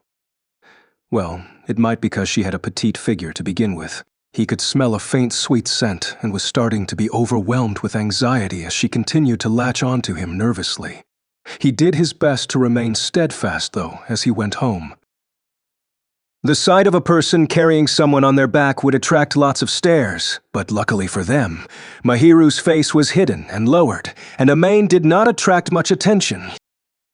All right, we're here. He carried her to her entrance, and intended to only go this far as he heartily walked away. She probably was not that injured since she was able to support herself off the wall and stand upright. Her injury probably was not bad. Luckily, the following day would be their day off, so a few days of rest should be sufficient for her to recover and walk properly again. You don't have to worry about my dinner today, so just rest well. How about you live on some supplement? No need. I do have some leftovers. That's good. Buy that. Luckily for him, he did not have to worry about her dinner. Also, it was great that she could walk on her. Amain saw Mahiru go to her door and open it, and he too frisked for his key. He looked towards her as she spoke to him. She was clinging onto her bag firmly, timidly looking up at him. Her slightly faltering eyes left him a little skeptical. Her eyes wandered around, looking a little awkward, but it seemed she made up her mind as she stared intently at Amain. Thank you very much for today. You really helped me out. It's fine. I just did it because I wanted to. Take care of yourself. Amain himself would be troubled to be too concerned about Mahiru, so he merely brushed the matter aside. He saw her lower her head towards him and unlocked his door. He then remembered that his parka and pants were still with her, but assumed that she might return them in a few days, so he entered his apartment without looking back. Chapter 14. The Angel and the Class Print. Oi, are you now the energetic type who likes to wear shorts all year round? Amain was feeling a little melancholic during Monday's gym class. He was bad at that, and in this freezing weather, all he could do was wear a pair of jersey shorts. Long-sleeve jerseys were commonplace in this season, but everything beneath Amain's knees were exposed, and thus, not at all. I just forgot. You're an idiot. Shut up. He did not meet Mahiru during the weekend, and did not retrieve his pants from her, thus the situation. But he could not say this to Itsuki, so he said he forgot. He could take being laughed at, but when Itsuki gleefully slapped him on the back, he retaliated.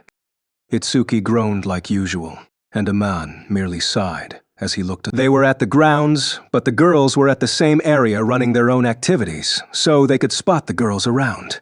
There were more people around, for there were 2 classes attending lessons together. They were having a track meet or something, and appeared to be waiting, so they were looking towards the boys. Do your best, Kadawaki-kun. Typically, the boys and girls would have separate classes, but the girls' presence had the boys riled up. The girls were looking towards the famous handsome boy, Amain's classmate, Yuta Kadawaki. Amain never really talked to him, but he knew Yuta was really popular, had good grades, and was the ace of the track team. Also, he was really popular with the girls. Amain felt that, maybe the heavens would bless some with a few talents here and there, but the other boys did not take it well.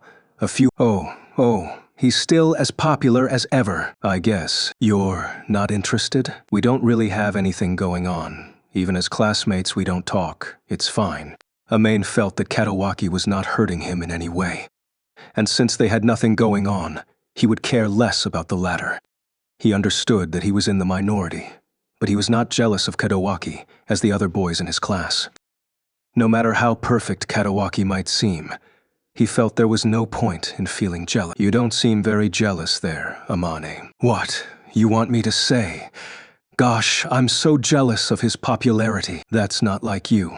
Amain gave a snickering Itsuki a bored look and looked towards a smiling Kadawaki, still basking in the cheers of the girls. To the boys, he had an ideal body, a sweet-looking face, and truly resembled a prince. In fact, his nickname was the Prince because there was no obvious flaw to him at first glance. He waved his hand in the face of their passionate eyes and shrill voices, and Amain thought to himself that Yuta was truly a socialite. Well, the Prince is really popular. Of course, I can't make such a smile. The girls, sure, are getting excited. Itsuki himself had no apparent interest in the other girls, because he doted on his girlfriend Chitos dearly. He spoke as though it had nothing to do with him. Chitos herself seemed to have no interest in Kadawaki, and Itsuki probably did not worry that Kadawaki would have such feelings for Chitos either. This school has way too many embarrassing nicknames, like Prince and Angel. Speaking of the angel Mahiru, Amain wondered if she was resting well. It appeared she did not leave her house on the weekend, and probably rested quietly. He did not know how her recovery was going. It so happened that they were having gym class with Mahiru's. So Amain scanned around and spotted the outstanding, beautiful girl in a corner of the grounds, despite her being amongst the crowd. She did not change into her gym clothes and was not among those attending the lessons. She was probably just watching, so she sat there quietly, watching, and garnered the stares of quite a few boys. Those they were far apart, Amain and Mahiru's eyes met, and he awkwardly looked aside, while her lips curved to form a faint. And because the smile was directed at Amain, or rather the group of boys, was she smiling at me? Of course it's me. Everyone else just exploded. This is a good chance. I must showcase my good points. Can't have the prince steal the show. A simple smile triggered so many reactions, and one had to wonder if they were amazing or mere simple. They're simple-minded. Itsuki echoed the same sentiments, and Amain chuckled. Well, this affects our grades, so let's do our best here. What? Are you working hard after seeing the angel too? Amain? No, I said. I don't have any interest. Well, of course, you don't have interest in anything after. My girlfriend's great, right? As Itsuki began to boast about his girlfriend again, Amain brushed him off with a few affirmatives as he gave a wry smile in Mahiru's direction. Chapter 15. The Angel S. Grace. Thank you very much for the previous day. Here, the parka and Mahiru delivered dinner in the Tupperware as usual, along with a paper bag. He could see something inside the bag, probably the parka and jersey pants he lent her the previous Friday. It seemed she had folded them neatly. How's your injury? It does not hurt anymore. I shall not do heavy exercise until I am completely healed. That's fine. I remember you were sitting by the sidelines during gym class, right? Yes. As a precaution, Mahiru watched them from afar, which was the right thing to do. She did not seem to be in pain, but she was a little mindful of that ankle, so it probably was not healed completely. Amain nodded in agreement, and then recalled the smile back then. But, well, I guess the angel's really popular. One smile got all the boys enthusiastic. I told you not to call me that. I too was troubled. Was it something worth being that happy? Well, that's what happens when a beauty smiles at them. Didn't you see the girls squealing when Katawaki waved at them? Katawaki, that really popular one? Mahiru looked disinterested, or rather she had no interest at all. She could not remember him, and only recalled him after Amain's explanation. He was no angel, but Katawaki was a relatively famous boy in school, so it was surprising that she did not recognize him just from hearing his name. You don't have any interest in him? No. We are in different classes, and there are not very many chances to get along. But the other girls look interested in him, saying that he's cool. He is good looking after all. I have not spoken to him, and never got involved with him. He does not matter to me. You're pretty blasé about this. If people can fall for each other just because of looks, how have you not fallen for me? Oh, so now you realize how cute you are. But Mahiru's words hold weight. A beautiful appearance was a reason to harbor feelings for someone, but not so much to like. Having agreed that, he had to admit that Mahiru was a pretty girl, though he was a little surprised that she had some self-awareness of that, and would actually agree with that sentiment. There is always a commotion around me, and I will know even if I do not want to. Objectively, I understand that my looks are passable, and I have not been neglecting them.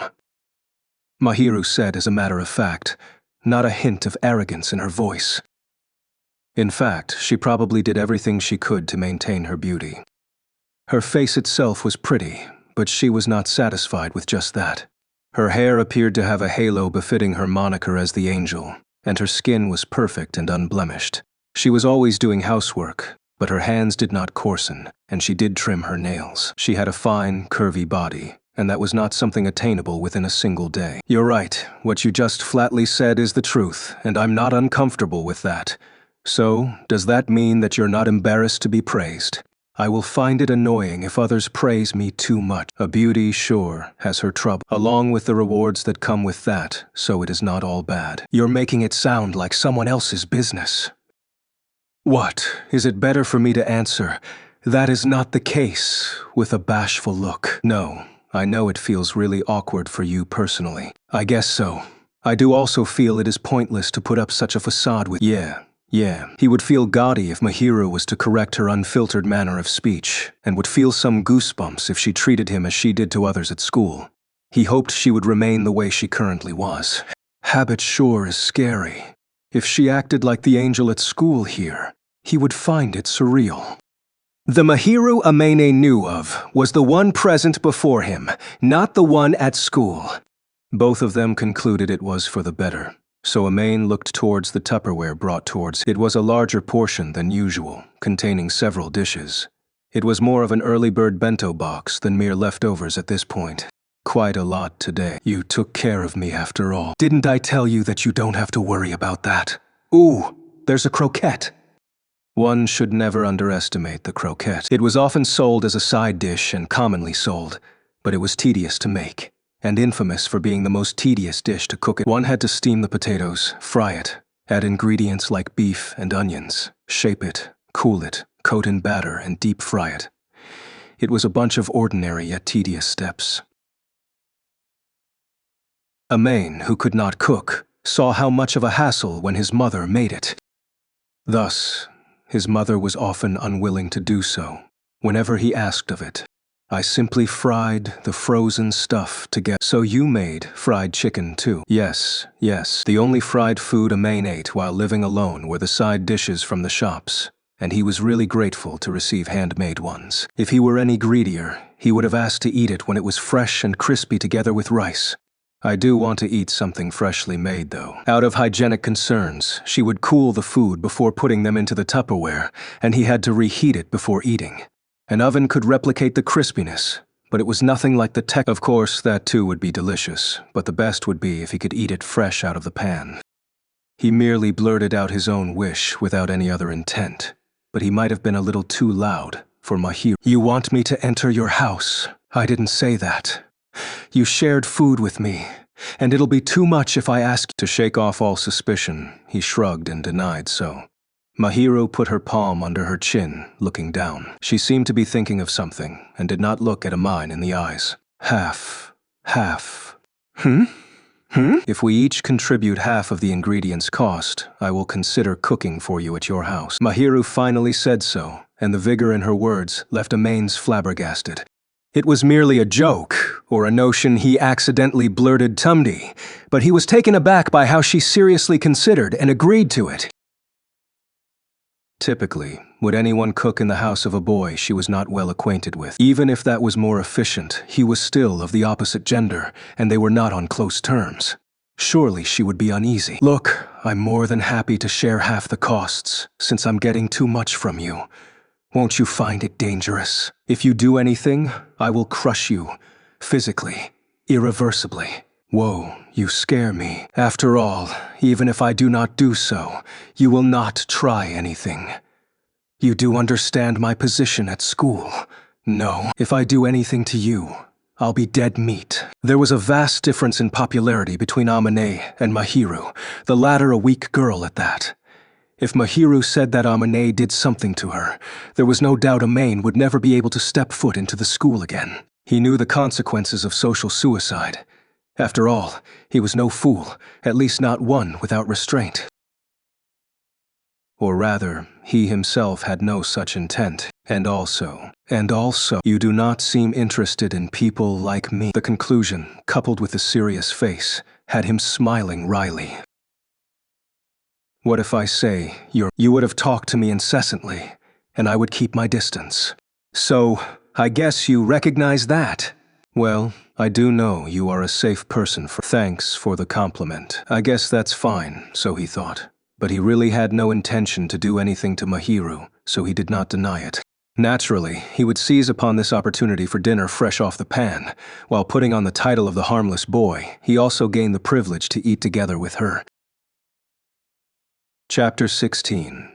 Apron and home-cooked food are a man's Rome. When Mahiru agreed to cook at Amane's house, she raised the following condition. Amane was to pay for half the ingredients, along with labor costs. If they could not eat together, one was to notify the other a day in advance. Both of them would have equal responsibility buying ingredients and cleaning up. The labor costs in the first condition was suggested by Amane, who was sorry about taking advantage of Mahiru's time. The latter compromised on this, and there was not much dispute about the rest, so they managed to work out these details. It was established that she would be the one cooking, so there was nothing to worry about. On the day after it was decided, Mahiru arrived early with a grocery bag in hand. Or rather, 2 hands as she prepared to cook. It really is new and unused. Shut up. A girl was dressed in an apron, standing in his house. Amane was practically living in a man's romance. But for some reason, he was on tenterhooks. One reason was that he was not used to that sight of Mahiru with a ponytail. The main reason, however, was that she pointed out that the kitchen was unused. You have so many good things here, and you let... They won't rust when you use them, right? That will be the outcome. These utensils are crying from being unused. So use your cooking skills to get them to stop crying. I can't do that, so he bluntly admitted, and she gave him a dumbfounded look. She might have expected that, however, for she merely sighed and did not grumble much. So do you have any seasoning lying around? Of course, you think I'm an idiot. No issues with storage and expiry here. Oh, that is surprising. They're still sealed. That's why. Most of the seasonings remained sealed in a cool, dark place, so he probably did not need to worry about that. He bought them, but he never had the chance to use them. In fact, Amane never once touched them since he never actually used the kitchen. Truth be told, the seasonings were in good hands given that someone like Mahiru would be cooking. That is not something to be proud about. If there is insufficient, I can just go back to take them. Thanks for the assist. I should be able to cook something with the basic seasonings. I decided on the menu myself. That is fine with you, right? I don't really get all these things, so I'll eat whatever there is. I'm not that picky. I see. I shall get started then. Please tell me where the seasonings are. In this basket. They really are unopened. She glanced aside at the seasonings and frowned in bewilderment, but she quickly reverted back to her usual expression, as Amane had briefed her beforehand, and she went to the faucet to wash. I shall get down to cook. You can wait in the living room or the bedroom. Sure. I'm useless here anyway. That was really honest from you. But it is true that I will find it difficult to cook with you walking around. You're pretty blunt yourself. That is a fact, though. I have no need to be discreet about that. As Mahiru had said, Amane would only be a hindrance, so he went straight to the living room and watched her from behind as she cooked. After she washed her hands, Mahiru hurriedly got down to seasoning. He did not know what she was about to make, but looking at the ingredients, it was probably a Japanese dish. He was incredulous that he could invite Mahiru to his house to cook those delicious dishes and wondered if he was dreaming. Once he saw her hair swaying in a ponytail, however, he knew it was reality. Why does it feel like I have a wife? They did not have such feelings for each other, but the current situation seemed that she had made this place her home, and he could only imagine so. He truly did not have an inkling of interest in Mahiru, but with such a pretty girl cooking in his house, the situation would have caused his thoughts to run wild. As expected, whether he had feelings for her or not, the sight of a cute girl being willing to cook for him caused his heart to throb a little. You are not thinking of something weird now, are you? Don't make any wild guesses, she asked without looking back, and his face twitched as a result. But as she did not look back, his ruse was not blown. She's a sharp one, so he marveled. A shiver ran up his spine as his still innocent heart of a man watched her from behind. Chapter 17. The Angel and the Finest Dish. An hour or so later, dishes started to appear on the table. Mahiru decided the dishes on this day, and they were all Japanese foods, favoring her preference for healthier food. These utensils and seasonings are somewhat useful, and I do not have to take much. I should be able to make more exquisite dishes. Well, I'm grateful that you're willing to cook for me. Mahiru was unsure of how many utensils and seasonings she could use, so the dishes were relatively simple. Nevertheless, they were colorfully vibrant and well-plated. There was steamed fish, vegetables with toppings, omelets with miso, and various Japanese dishes laid out that he would not have dreamed of making. Amane himself was not really a picky eater, but he liked Japanese food. Once he saw how apologetic she was, he had the urge to blurt that this was what he wanted. These look really— Thank you for the compliments. Let us eat before it gets cold, Mahiru said as she sat on the chair. Amane then took the chair up. The dining table for one was pretty small, and the duo were seated very close. Luckily, he had 2 spare chairs for guests, but there was something indescribable about a pretty girl seated before him. Once he started eating, however, Mahiru's beauty did not matter. "Itadakimasu," so he said, and first tried some miso. The moment his lips touched the soup, he savored the miso and the fish stock in his mouth, the taste spreading upon the tongue along with the fragrance. The miso was not too rich, and the taste of the fish stock remained even with the saltiness. The first taste was a little mild, probably because Mahiru considered it would be eaten with other dishes. Only after one drank the soup completely would he find it sufficiently concentrated. More than lacking, it was a relieving taste that piqued his appetite for rice, and it's delicious. Thank you very much. He honestly admitted his feelings, and she was relieved, narrowing her eyes. While he had been praising her for her dishes, she might be nervous about him stating his thoughts directly to her. Mahiru, who had been worried about Amane's reaction, started eating, and the latter too reached for the chopsticks. After tasting all the dishes on the table, he found Mahiru's cooking to be really palatable. The steamed fish was really delicious, while preserving the moisture. Moisture would be lost if she heated it for too long, wanting to get the flavor. It would have made the fish too dry, but the steamed fish was really tender and smooth. The omelet had the flavor he really liked. Lured by the bright yellow color, he took a bit and tasted the gentle fish stock flavor. There were some who liked their omelet sweet, someone who liked it salty, but the one here was made from fish stock, a little sweet. The faint, soft sweetness might have been honey. Not a lot was added, it seemed, but the lingering sweetness added to the richness of the flavor. Of course, Amane did not dislike either sweet or salty omelets. However, he loved those with stock, with a little sweetness and the perfect amount of seasoning. He was so moved that he was able to eat such an ideal omelet. Delicious, so he muttered to himself, talking another bite. The fire control was perfect. He slowly chewed on the soft omelet with the fish stock, savoring flavor. Definitely better than my mom's. So he quietly thought to himself these insolent things to his mother as he chowed down. Then, he noticed Mahiru staring at him intently. Looks like you are enjoying. It's delicious after all. I should be grateful for good food. Yes, that is true. And well, it's better to eat with an honest look than just scowling away. We're both happy here, right? Even though the food may be delicious, the cook would feel uneasy and curious if one did not express his feelings honestly. Sometimes, saying it was delicious with a frown would leave the chef. More importantly, it was better for both of them to express their feelings on their faces. The one thanking and the one being thanked do like to be in a good mood after all. I guess so. Mahiru seemed to have accepted Amane's explanation as she showed a little smile. The gentle smile seemingly expressed relief, and she was so adorable, he found his mind space out for a moment. Fujimiya-san. No, it's nothing. He was mesmerized by her, but naturally he could not say this. He suppressed the rising shame within him as he continued eating, not wanting to be found out. Goche-su-sama. Glad that you like. Amane finished the food on the table, indicating he was full, and Mahiru tersely. Nevertheless, she looked calm, probably elated that Amane finished the food completely, not leaving a grain of rice. It's great. I can tell from that better than my mom's. I think it is taboo to compare a girl's cooking to one's mother. Only when I'm trying to insult, you know. Anyway, are you curious about that? Not at all. That's fine then. It's a fact that it's delicious. Mahiru's cooking skills were not honed simply with some experience. Amane's mother had more cooking experience, but she had a different taste palette and was blasé about it. So there was no way she could have fine-tuned the taste like Mahiru did. His father might even be better than his mother, let alone her. Well, I think I'm very fortunate here. I do get to eat it every day after all. Only when both of us have nothing else. Are we seriously okay with eating together every day?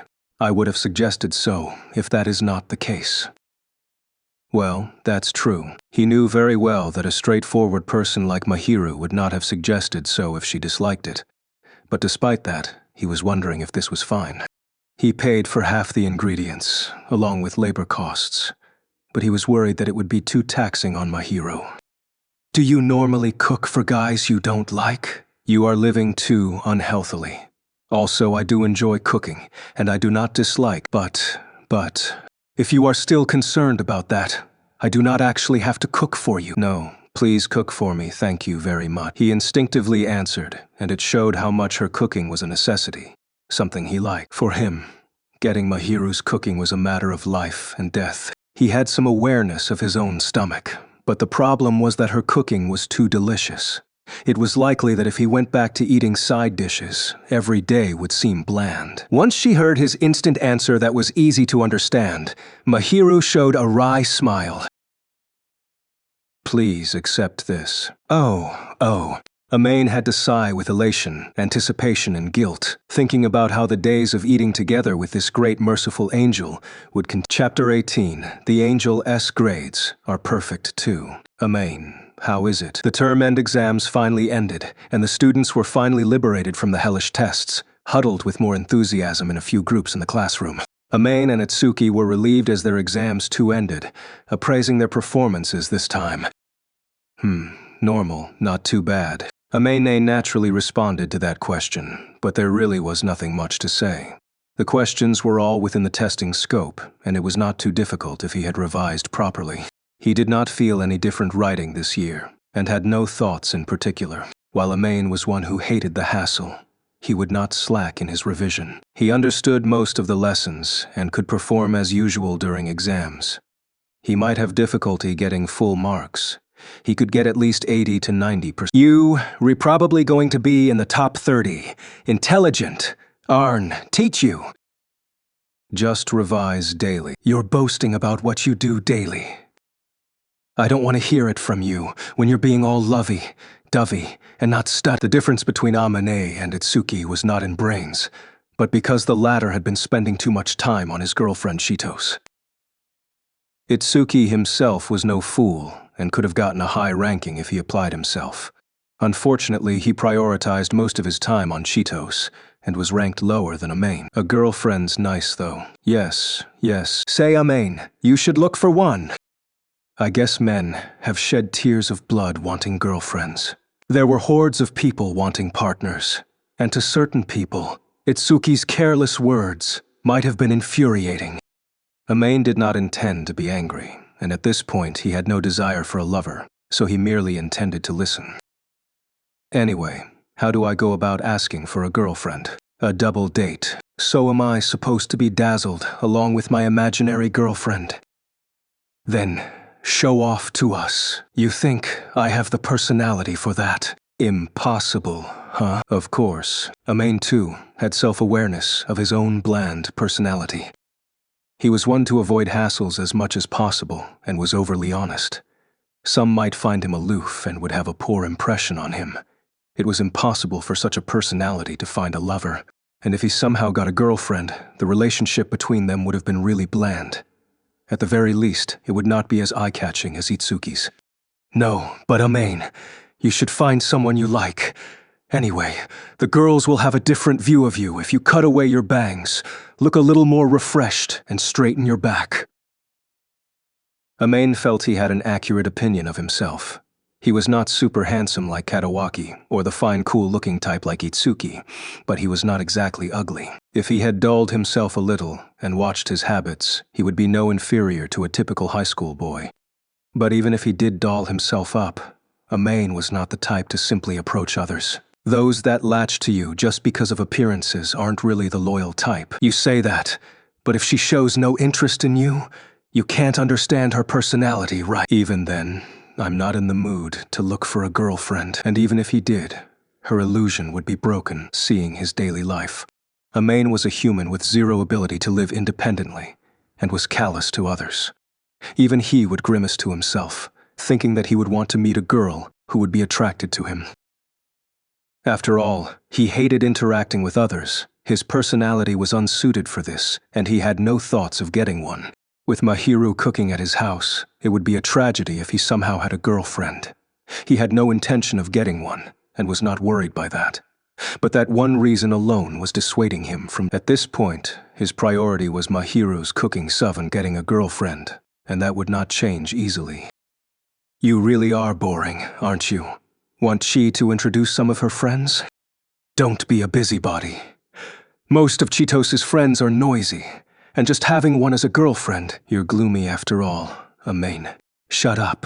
Well, if you say so, I'll leave it be for now. But isn't it unbearable not to have a girlfriend? Just spending your time alone, no need. And it sounds troublesome. What do you think school life is about? He did not exactly have such a thought, but a girlfriend was not entirely a necessity, and he had no thought to find one. Besides, it was not easy to find one, and not easy to fall in love. That's... Yes, but well, you'll change when you have someone you like, Amani. Where's that self-confidence coming from? It's because you're such a person that you'll end up doting on your girlfriend like a kitten. Whatever you say, he felt that he definitely would not become such a sickening sweetheart, and could not imagine himself in such a situation, so he brushed Itsuki's words aside as he went away. Itsuki in turn stared at Amain dumbfoundedly, and looking aside, he seemed relaxed. Aikun, you going home? Oh, Chi. It so happened that Chitos popped by, and both of them seemed to have agreed to return home together. Amane's conversation with Itsuki was merely for the latter to kill time. So he turned around and found a tomboyish girl with bright reddish-brown medium-length hair, beaming as she waved at them, or rather Itsuki. The lively vibe and hearty smile was a little too dazzling for Amain. As befitting her appearance, she was friendly, lively, and was always the type to cause a ruckus no matter good or bad. She had a different personality from Mahiru. She ran over to them, grinning. Amain really hoped that she would not talk to them, because whenever she showed up, he would get bullied. Say, Chi, don't you think Amain's the type to dote on a lover? Enough with that. Hey, what? Amane has a lover? No. Hey, what? I would have wanted to get along with her. Touch, so she clicked her tongue, looking disappointed. That getting along of yours is over-aggressive skinship. Even I would feel sad for my imaginary girlfriend, if I have one. Hey, so you have an imaginary girlfriend? I said if I have one, okay? Just joking. It's tiring, dealing with you. It's because you lack stamina. Even if I have, it'll be worn out by you. More so than physical stamina. He felt his mind would be tired instead. Amain typically would not speak to anyone other than those he was familiar with, and would rather kept a low profile, and lived a listless school life. It would be really difficult for him to talk to a hyperactive person like Chitos. Despite the aloof reply, Chitos did not mind at all. You aren't looking good. So she said to a tired-looking Amain, beaming, hurry up and get used to it. Itsuki too randomly tossed in this advice, and all Amain could do was to make a long, tired sigh. What are you doing? Amain returned home, had some of Mahiru's home-cooked food, and after washing the dishes, he found Mahiru laying out the exam papers on the living room. Washing dishes was a rotational task for them, but Amain took the chance to wash them first, not wanting to add more to Mahiru's workload, and so Mahiru spent her time in his living room. She said that if she left it all to Amain and returned home, checking the answers. Well, I can see that. She appeared to be going through the answers, checking the textbooks, seeing if she did make any mistakes. So how is it, if I did not write the wrong answers, full marks? To be expected of you. Her reply remained dull as she mentioned that she had full marks, and Amain too showed no extreme reaction. The lack of surprise on Amain's part was because Mahiru was always first in the year for their school grades. He felt that Mahiru could have done so, and thought that she would get nothing less than full marks to begin with. I do not hate studying to begin with, after all. I have studied through everything that is to be taught a year ago, so all I need to do is revision. Woo, as to be expected. Are you not good at your studies too, Fujimiya-san? So you know my grades. I have some impression when you were listed on the rankings. It appeared she had already known about him somewhat before he first talked to her. He had assumed those who were not in the single-digit ranks were worthy of her attention, but she mentioned his previous ranking. So it appeared she was paying. Aman would spend some effort in studying, not because of a serious thought like, a student's duty is to study. It was a condition his family gave. Well, it's the condition for me to live alone. Maintain my... When he was allowed to live alone, he was told not to let his grades slip.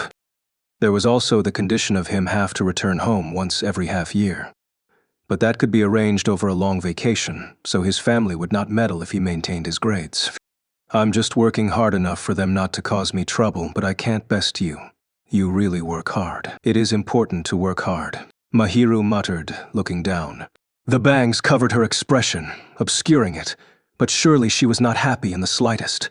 Nevertheless, she quickly lifted her head, regaining her usual expression, so he missed out on the opportunity to point this out, and even if he did have the opportunity, he would not have asked. She seemed to be enduring pain after all. From time to time, Mahiru would show such an expression. She never would say why she was feeling so painful, so disgusted, but it seemed she was bound by certain things. It was not hard to imagine the cause of it being her family environment. Thus, it was inappropriate for him to interject. He knew very well it was an area he as an outsider should not interfere with, so he kept the distance as her neighbor all this while. Amain too had things he did not want others to talk about.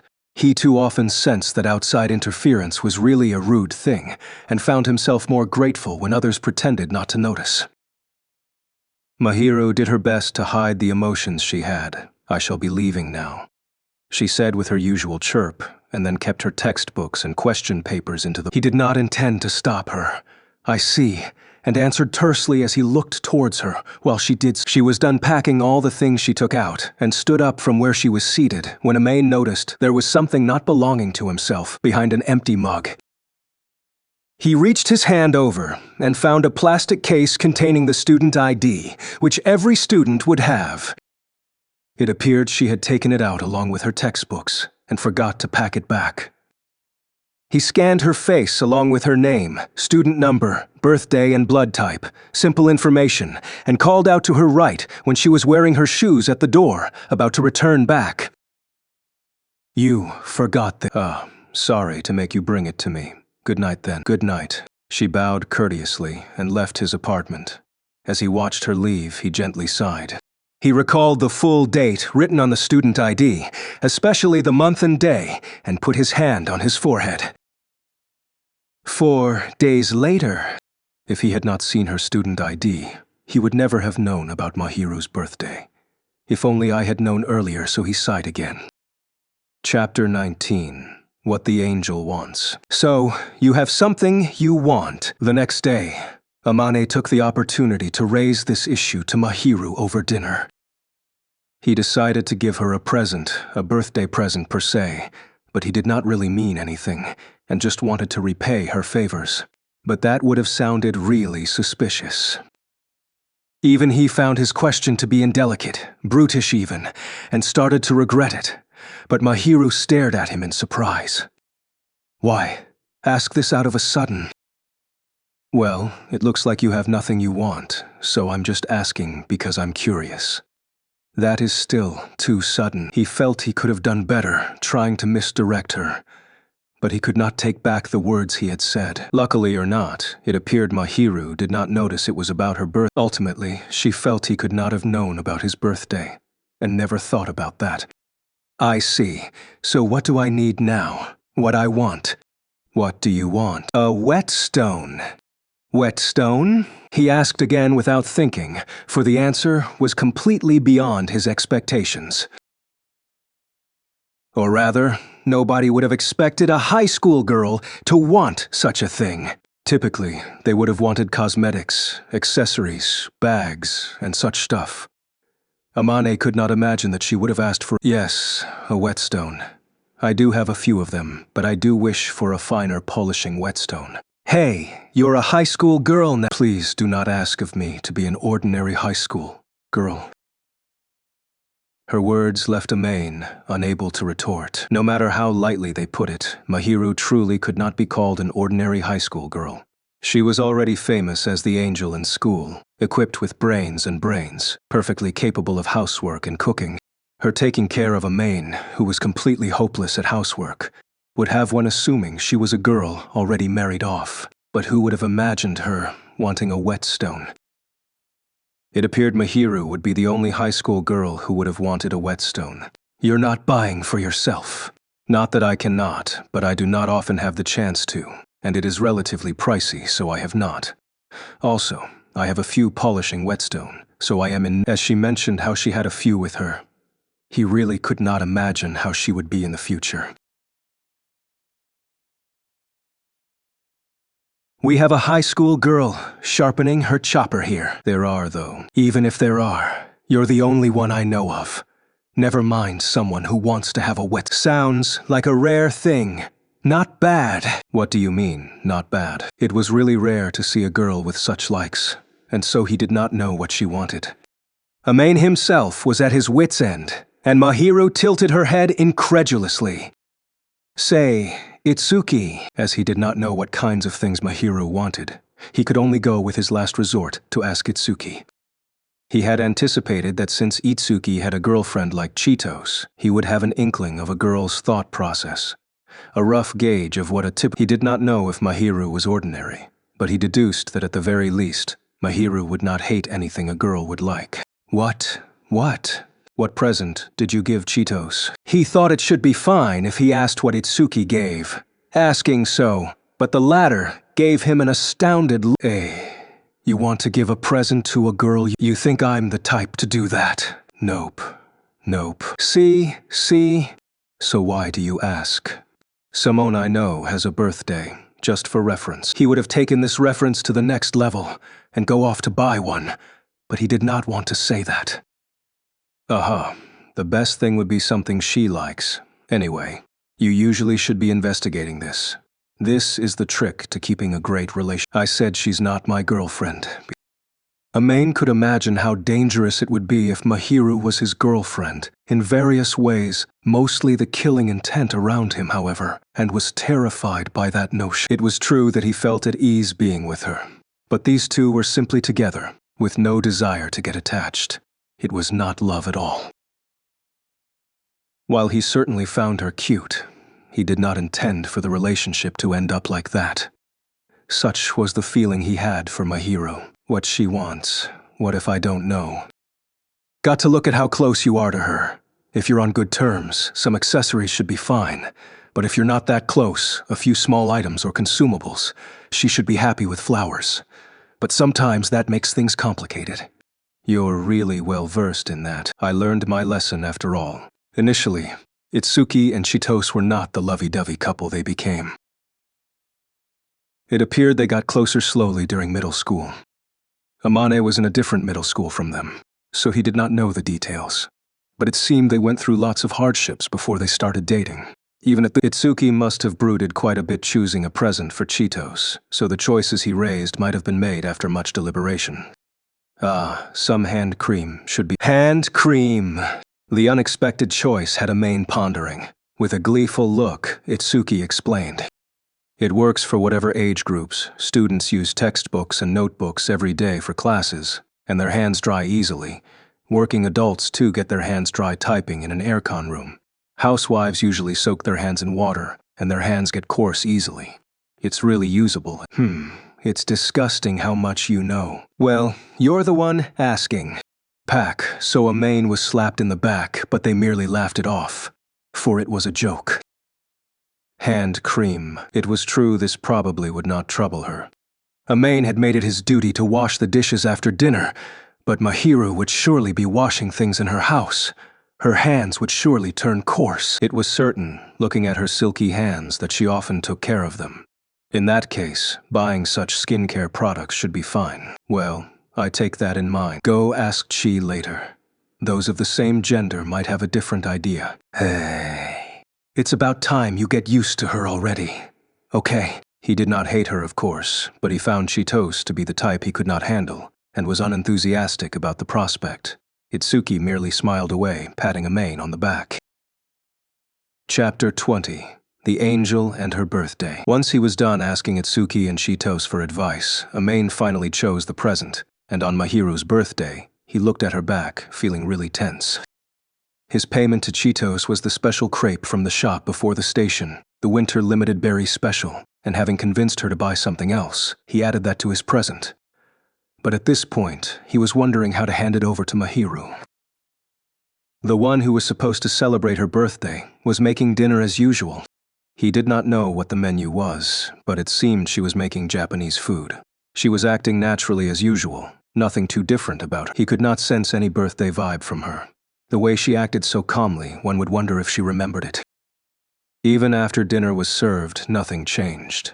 They did converse over dinner, but ate as normal. He really did not know when he should give her the present, so he looked towards the paper bag with the present hidden behind the sofa, frowning. After dinner was over, he cleaned the table and returned to the living room, finding Mahiru at the two-seater sofa. It seemed she brought a book here. Even when reading a book, she was pretty like a painting. Truly, she befitted her moniker of angel. He was wondering if he should sit next to her, but he could not simply remain tentative. So he raised the bag placed there and sat next to her. She suddenly lifted her head. She probably noticed his presence and the ruffling of the paper bag, and her caramel-colored eyes looked towards him, and then towards the paper bag he was holding. She seemed a little confused. It appeared that at this point she had yet to notice it was her birthday. "Here, have it?" Amain nudged the bag onto Mahiru's knees, leaving her all the more flabbergasted. "What is this? Isn't it your birthday?" "It is. But how did you know? I do not remember mentioning it to anyone else." She had a wary glint in her eyes. "You left your student ID on the table the last time." But once she heard that, she might have accepted this explanation and reverted back. "You do not have to worry. I do not celebrate my birthday after all." Amain might not have mistaken the sudden, cold, callous voice from her. Looking at her eyes, it appeared the word birthday itself was a taboo to. "I see," so he thought. Even though it was her birthday, she had no change in attitude, not because she did not remember it. She probably forgot about it because it was troublesome to her. Probably. If not, there was no way she would have used that tone. "Ah, I see. Just think of it as thanks for the daily stuff. I just wanted to repay you somehow." So he handed the present to her, with the rationale being that, "Fine, you don't have to celebrate your birthday, but a gift for your usual care. Take this as my thanks." He ate such delicious food every day, and she even helped him clean up from time to time. These were trivial things, but she really took care of him. Even if it was a small thing, Amain wanted to repay Mahiru. While he easily accepted her rationale, he insisted on giving her the present, which left her somewhat confused. So she frowned a little, receiving the present. She looked towards the item in the bag that was wrapped in paper. "May I open it now?" Yeah. He nodded, and Mahiru nervously reached her hand into the bag, pulling the box out. She carefully peeled the wrapping paper and undid the ribbon. Amain himself felt extremely nervous to have someone else open his present before him. Inside it contained the hand cream Itsuki recommended. He bought it in a set, so the large box contained some snacks too. Just to note, it was an odorless one suitable for housework, not a scented trendy one. It was gentle on the skin, its selling point being that it keeps the skin moist. He checked the reviews on the internet, and it seemed he did not need to worry about the effects, probably. "Sorry that it's not something valuable. I think your hands will become dry when you do housework. There are those without scent, but I guess you already have them. I heard it's a practical item. Actually, you emphasize much on practical items. I guess, thank you very much. You understand me well." So she smiled, and his lips relaxed. It seemed she did not have a bad impression of him. There was one other item, but it was embarrassing to open it before her. He wanted her to notice it before she returned home. Unfortunately for him, Mahiru seemed to have noticed something else in the bag and peered into it. "Why, is there a— no, well actually, it's a selfish, subjective add-on." "Add-on? Add-on?" "Add-on." He averted his eyes, merely answering so. Mahiru tilted her head, not understanding what Amain meant, but she felt it would be faster to open the bag, so she took the item out. He used a packaging of similar color to the bag so that it would not stand out, and stuffed it to the bottom. This item was too big and noticeable, however. There was no way she would not have noticed it. It did not contain a box, but a polyester bag. It was just large enough for Mahiru to hold in both hands. Mahiru carefully undid the dark blue ribbon. "Can I get away from here now?" Amain wondered as he stared at her. She cautiously removed the content. With 2 hands, she cautiously lifted the item and looked rather surprised as her eyes widened. A bear? What Mahiru muttered was the true identity of that thing. It was a doll not too big, large enough for an elementary school girl to huge. It had faint-colored fur similar to Mahiru's hair. On its neck was an aqua-blue ribbon tied like a necklace. It showed an innocent look, dark glossy buttons sewn as eyes, reflecting. She might be thinking, a doll in high school. No matter the age, girls often do like cute things. But this was what he chose after hearing Chitos's advice. It was really embarrassing for a boy to go buy this thing alone, so he had Chitos buy this for him, the payment being the crepe from the station shop. Chitos kept laughing at him from the choosing part to the very end, and perhaps he would have felt less ashamed if he went alone. Well, bygones be bygones. I think girls will like this. He scratched his head, muttering with an explanation to no one in particular. He really was bad at this. After all, he had never given a present to someone of the opposite gender, except to his mother when he was young. He never expected himself to do this. Would she feel disgusted to receive such a cute doll from a boy? He glanced aside discreetly at Mahiru and saw her staring intently at it. Nobody could tell if she was happy or sad. She merely stared at it stoically. Well, I can throw it away if you want. Can't be helped if she doesn't like it, he joked, having determined so. Mahiru scowled as she turned her face around. I will not do such a thing. Yay, given your personality, I don't think you'll do that, Sheena. Her reaction was stronger than he expected, and he nodded while stumbling back. Once again, she looked at the bear. I will not do such a cruel thing. I will treasure it well. The thin wrists were clinging onto the bear doll firmly, embracing it. She resembled a kid who did not want her favorite toy taken away, and like a mother embracing it. One could say that she really treasured the bear from the way she embraced it. Goo, there seemed to be a fitting sound effect as she embraced it firmly and looked down at it. The expression on the face was not the usual aloofness and not the usual shock whenever she was startled by a mane. It was one of relief, kindness, love, and affection. Her innocent smile was so pure. He stared at her with bated breath, finding her so beautiful, so adorable. I shouldn't be looking at this. He inadvertently had such a realization as she stared at her expression. While he was not in love with her, this absolute beauty was showing such expression, which only he saw, and even his heart. He saw her treasure the doll greatly, showing a faint smile, look so adorable that anyone else would be mesmerized. Even he, who knew his own bland personality, was nearly mesmerized. He put his hands on his face, affirming how hot his face was, and it definitely felt much hotter, as usual. He was obviously too bashful. Damn it.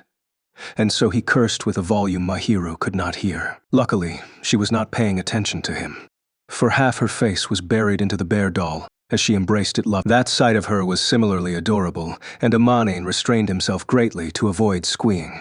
I'm glad that you like it so much. He wanted to say something, but he eked out these words, and the eyes stared back at him. This is the first time I received. Hey, given your popularity, I thought it would be normal for you. What do you think I am? She sounded a little dumbfounded as she gave him the look, which relieved him a little, for he no longer had to see that face again. I never told anyone of my birthday. I dislike it, and I never said it. Dislike, so she said as she looked towards the bear. The eyes she had when she looked at the bear was so calm, completely different from her words, and Amane felt a dissonance. I feel scared receiving presents from people, even those I do not know, or those that I have no relation to, but you accepted mine. You are not something I do not know, Fujimi. So, she whispered, as she buried her face into the bear as she looked at him. He started to regret staring at her. She unwittingly looked up at him, showing a relaxed, innocent face befitting her age. Truth be told, she was adorable. She was so adorable he inadvertently had the urge to pat her head, and the moment he was about to, he hastily reeled it back in. What is it? No, it's nothing. Mahiru tilted her head in confusion, either having noticed Amane's hand that had twitched, or the anxiety that with that alone his eyes were seized.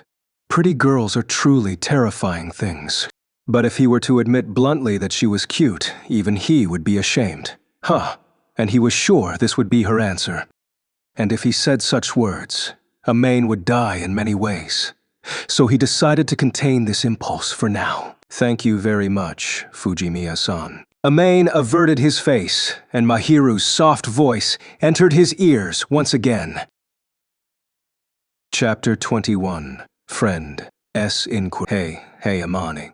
Did it go well with the one you gave the present to? Given that they went shopping together, he would have to report in. The following day, Chitos was grinning away as she went to hear out from Amain. He was fine with the fact that she, who was in a different class, came looking for him. However, that kind of smile was something he really did not want to deal with. He really had the urge to just go by there and then. It's not the relationship you think of, and that development didn't happen. At the very least, he did not choose the present out of romantic feelings, nor did he have any other thoughts. There was no doubt he was delighted, but there existed none of the development Chitos looked forward to. No, but well, is there really nobody that makes your heart flutter? She's definitely not just an acquaintance, and she's a girl. Come on, we don't have an unspeakable relationship. With Itsuki backing Chitos up, Amame could only deny vehemently. Mahiru was happy, yes, but there was still some trouble, and he did not want to discuss this with others. He did not want to feed into their curiosity, so he answered as callously as possible, and Itsuki pondered a little as he had his hand by his mouth. Hey, what is it? Did you give it to your neighbor? Truly, Itsuki's high awareness and EQ was disastrous to him. Why do you think so? If we consider those you know, or those you took care of you, the only one that fits that bill is the neighbor. You ain't a local, you hardly interact with girls, and someone has been feeding you recently, so you're grateful to. Who knows? Amain, you've been looking better recently. I think so too. So, she's been giving you food often, and you wanted to give her a birthday present as thanks. Itsuki was completely correct, and Amane did his best not to let his cheeks twitch. And that was why Itsuki was terrifying, for his deductions seemed as though he witnessed it all. He might appear frivolous, but he was serious and attentive, and also rather popular. However, Amain really hoped Itsuki would shower these aspects to Chitos only. You're coming up with wild guesses now. I don't know the truth, so I'm just imagining it. Who knows? You're petty. Petty. Shut up. No matter what they said, he was unwilling to be honest. If he accidentally blurted it just a little, he would have to spill the beans. Itsuki was one thing. The current high school girls who loved their gossip would have interrogated him like no tomorrow. In this world, there were magical creatures who could turn anything unrelated to love into something involving one. Troublesome they truly were. Goodness, so he sighed as he packed his bag, lifted it, and returned home. It was a tactical retreat, and also an evasion against their bombardment of his heart. Bye then. Go do your lovey-dovey things and ignore me now. We'll do that without you saying that. Aikun, let's go stalk him and find that. Who in the world says that before the target, and you don't have that thought at all?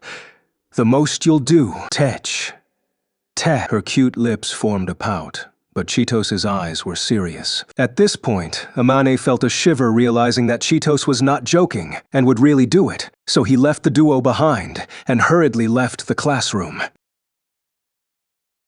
That was close. What was? Once he returned home, Amain blurted out, and Mahiru asked him with intrigue. Mahiru arrived immediately after buying the ingredients, but it was a little too early to make dinner, so they had a little rest. It seemed Amain's little whisper was overheard. Just to note, she was being the same as usual. That smile she showed the previous day was no longer to be seen. Her usual expression would have him doubting if the events of the previous day actually transpired. This should be the norm, or rather, Amain hoped she would be like this.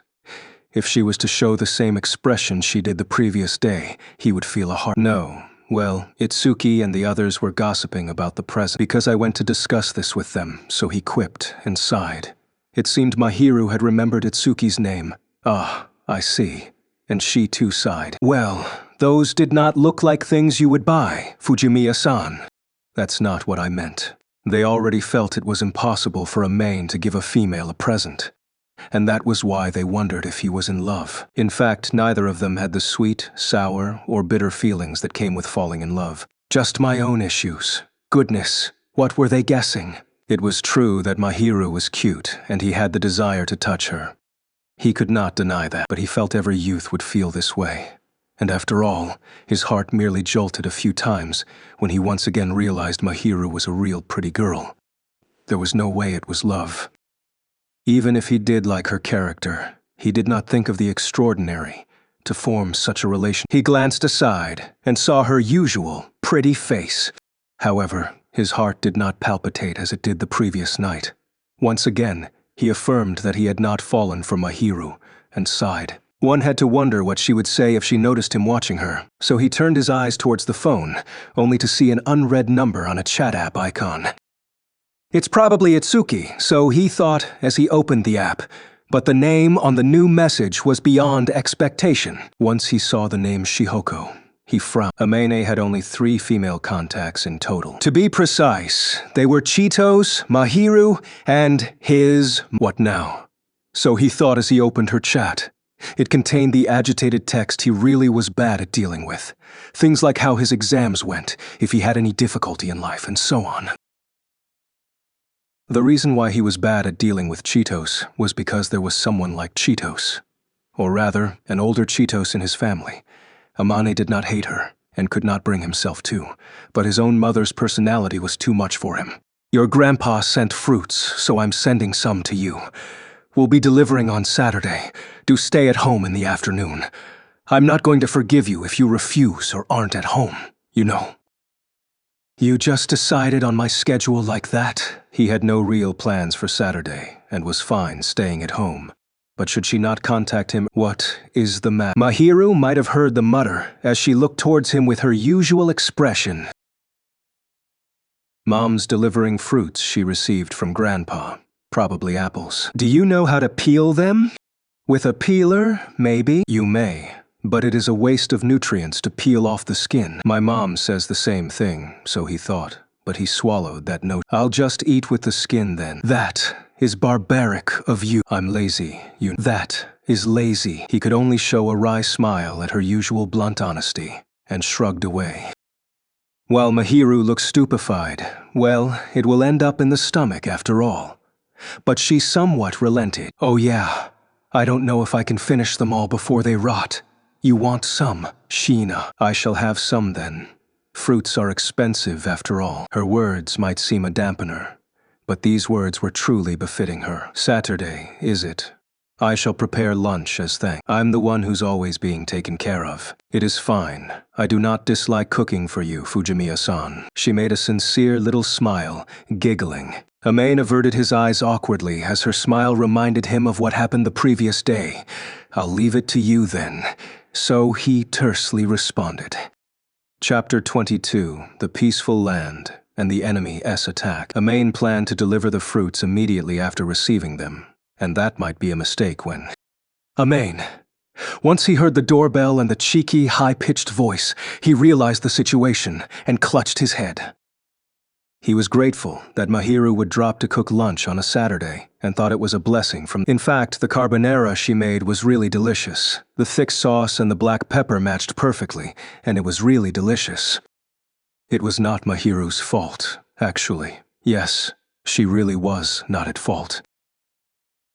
The fault was that he was told to stay at home and did not notice why, along with this blood-related lady who loved pulling her surprises. And the Fujimiya-san, it's not the delivery.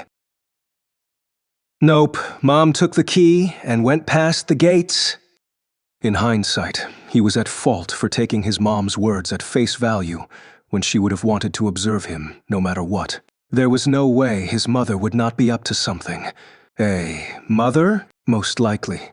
Mom wants to see if I'm doing well these days. She's not telling me in advance, because I'll try to slip it past. I feel conflicted by how you look like you agree, but this isn't important.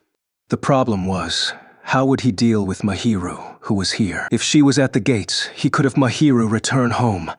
However, since she was at his door, He could not let Mahiru return. If he let her in, she would surely meet Mahiru, and there would be a misunderstanding.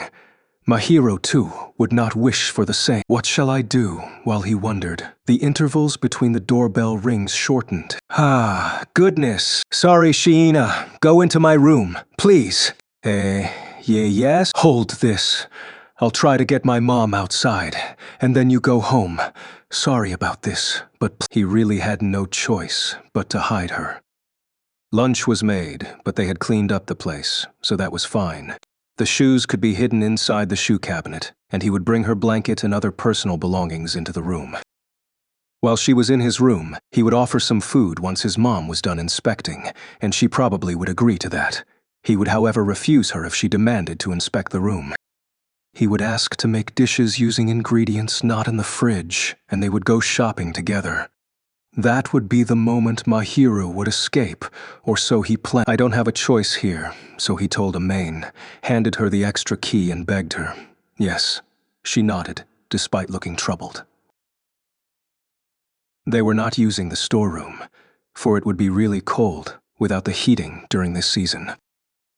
There was heating and a fluffy cushion in Amain's room, so she would not be sitting on an empty floor, aching all over in the cold. I shall leave it to you then. I'll deal with my mom. Amain was already mentally tired before he even met his mom. Once he went towards the entrance, Mahiru silently slipped into his room. Once he was sure she entered, he opened the door unwilling. Oh, my Amane, you're late. I thought you were sleeping, but you look very lively. Immediately appearing before him was his mom, whom he had not seen since summer vacation. She was his mom, but her appearance defied her age, and she was still wearing that usual cheerful look back home. One would say that it was not simply her appearance defying her age, but her actions too. Yeah, I'm lively, so can you go back? Is that how you treat your mom? I spent hours to arrive, you know. How about some reward? Thank you very much for taking the long trip here. Please go. Still saying such things now. You really aren't cute, unlike Shuto-san. I'm a guy, why do I have to be cute? He made a nauseous sound, but his mother Shihoko did not have her mood dampened, as she merely giggled away, accepting it as Amain being in his rebellious phase. May I come in? Wait, I haven't said anything. The rental is paid by Shuto-san and me. He had no room to refuse once she said that, and he could only open the door with a scowl, inviting Shihoko in. Of course, he walked along the wall where the bedroom was, stopping her from entering as he led her to the living room. Say, Mom, call before you drop by. I'm an adult. Oh my, if I didn't drop by for a sudden spot check, I would not have seen if my son's doing. Gar, you see, it's fine here. All packed up. Of course, it shocked me. You don't do this at home, Amain, but you're pretty capable yourself. I never expected that. Shihoko scanned the living room, nodding away as though she was marvelous. Of course, it was all neat and tidy because he worked together with Mahiru to clean up the apartment, and maintained this thanks to her advice and reminders. It was all her contribution. Your skin looks good. Looks like you've been taking proper nutrition. Yeah. He averted his eyes, for that too was thanks to Mahiru.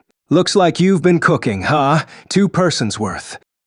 She pointed her manicured finger at the cutlery. 2 people ate lunch, so there were 2 plates. He was careless not to have noticed it, but Shihoko seemed fine with that. A friend visited, but that was not a lie. He was uncertain, but they were already on the level of friends, so his words were not wrong, it seemed. He never said the gender, though. He tried his best not to look rattled as he answered. Oh, so Shihoko answered, seemingly unconvinced as she looked over to the living room. Somehow, he managed to bluff her, but he was dripping cold sweat. Well, passable. It does not feel like a boy is living. Shihoko looked around, asked a few questions, got a few answers, and surmised thusly. In a certain sense, it was to be expected. Mahiru had her hands in most of these things. There's nothing to worry about now, right, Mom? Yes, it really shocked me. You couldn't do anything when you're at home. Looks like you've grown. Well, I can grow. From whose mouth do those words come from anyway? So he quietly reproached himself as he answered. You've worked hard there. so Shihoko beamed. He did not appreciate the compliments, for it was not him who did so. But he could not say the truth, and could only endure and beg her to return home.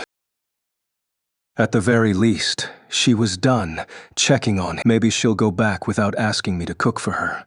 But right when Amain had this thought, and now I'll check the bedroom. The final bombshell landed, and he widened his eyes.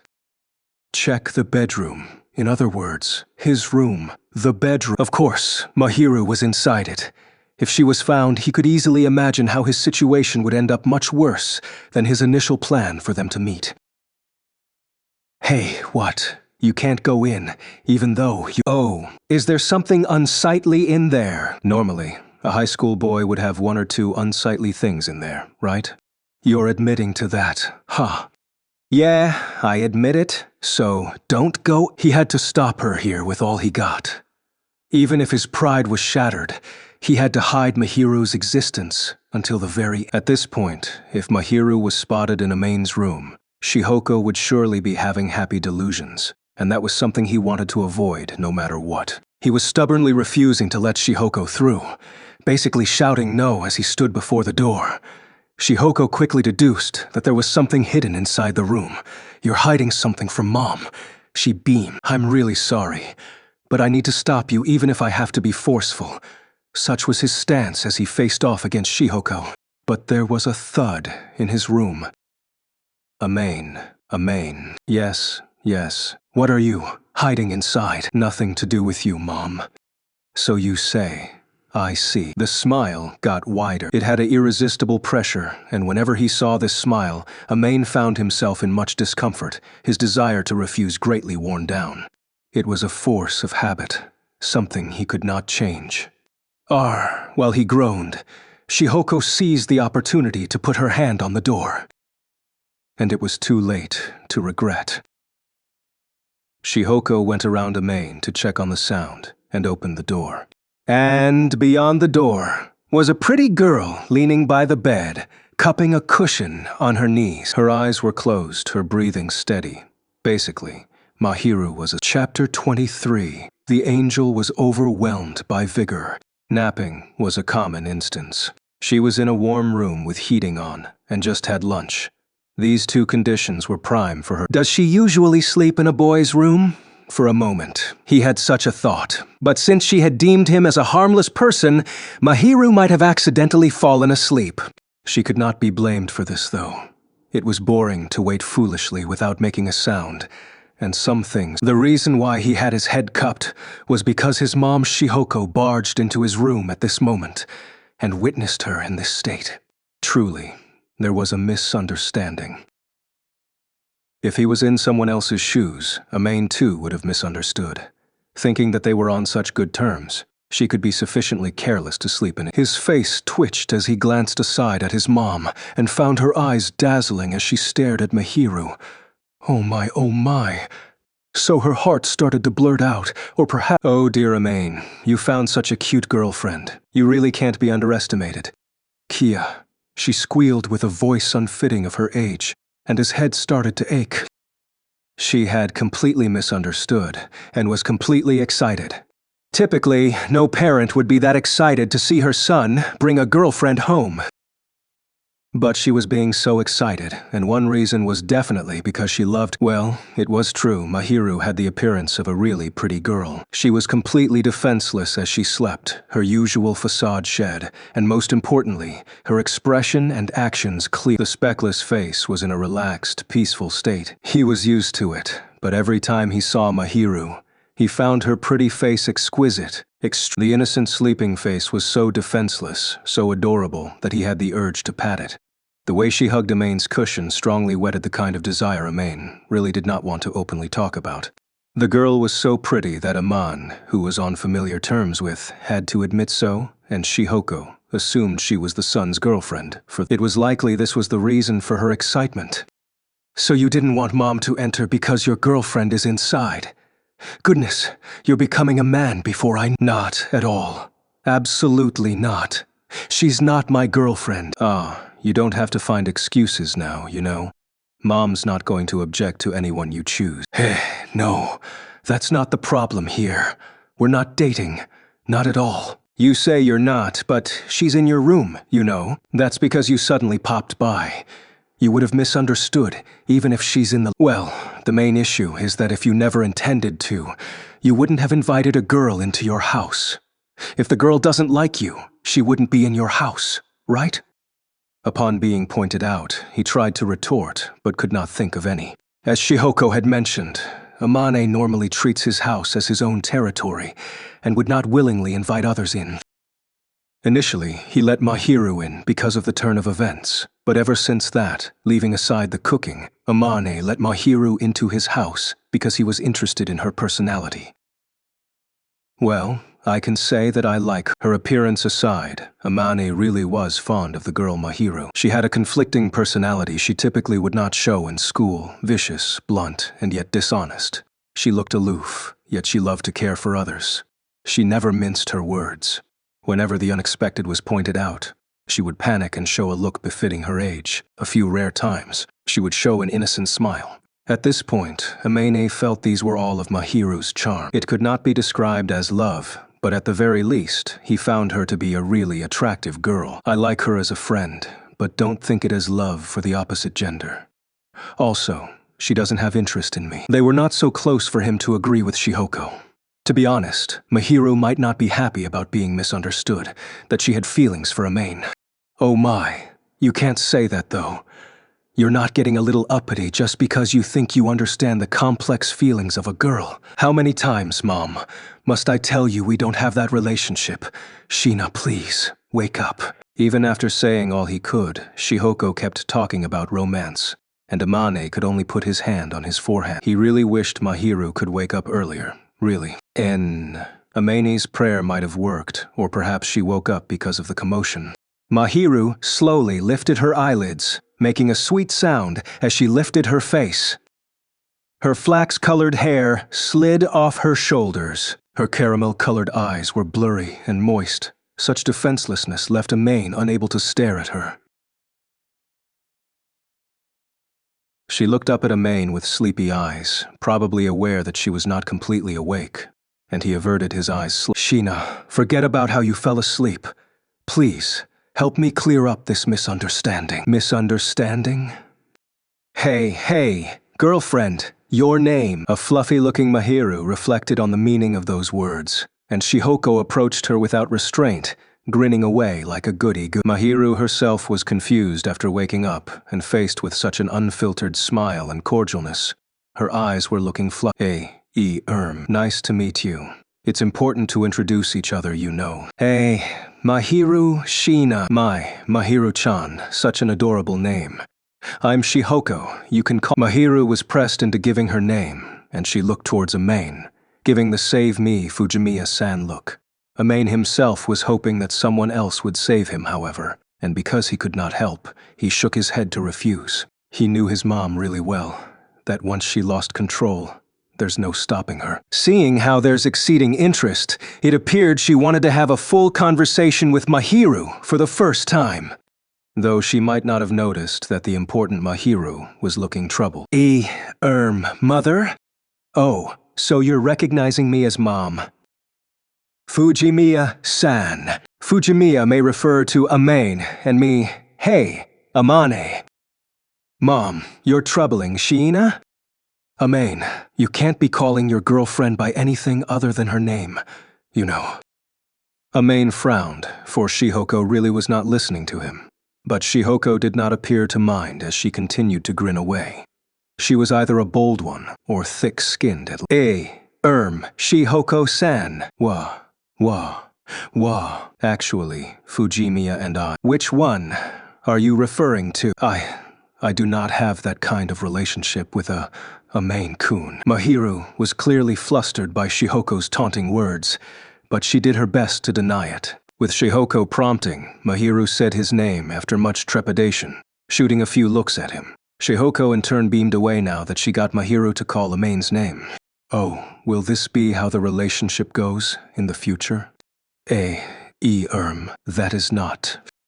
Oh dear, am I being a third wheel over here? Please let me explain. I do not have this kind of relationship with a main-kun. Just eating together. A main-kun cannot cook after all. You make a good bride, Mahiru-chan. Our main here has to live alone without knowing how to do housework. If this is so, please continue to support him. Ah, that? He felt Mahiru was doing her best, but it was impossible to fend off against Shihoko's momentum and explain what was going on. Shihoko's eyes were glittering more than ever once she knew Mahiru had been dropping by regularly. Cooking at this point, a main could not stop Shihoko.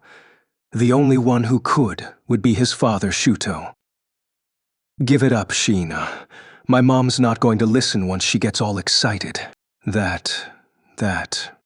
Amaini was at the point of enlightenment and could only give up and explain, staring slightly at his mom, who was out of control. Chapter 24. The Angel S. Envious. Speaking of which, Mom's shocked to see that you got such a pretty girlfriend, Amain. Both of them remained silent. Amane was too tired to deny it, and Mahiru did not know what to do. Shihoko took silence as consent, or rather, no matter what they said, she would think they were hiding their awkwardness. She stared at Mahiru intently with curious eyes. How is it, Mahiru-chan? Is Amain doing well now?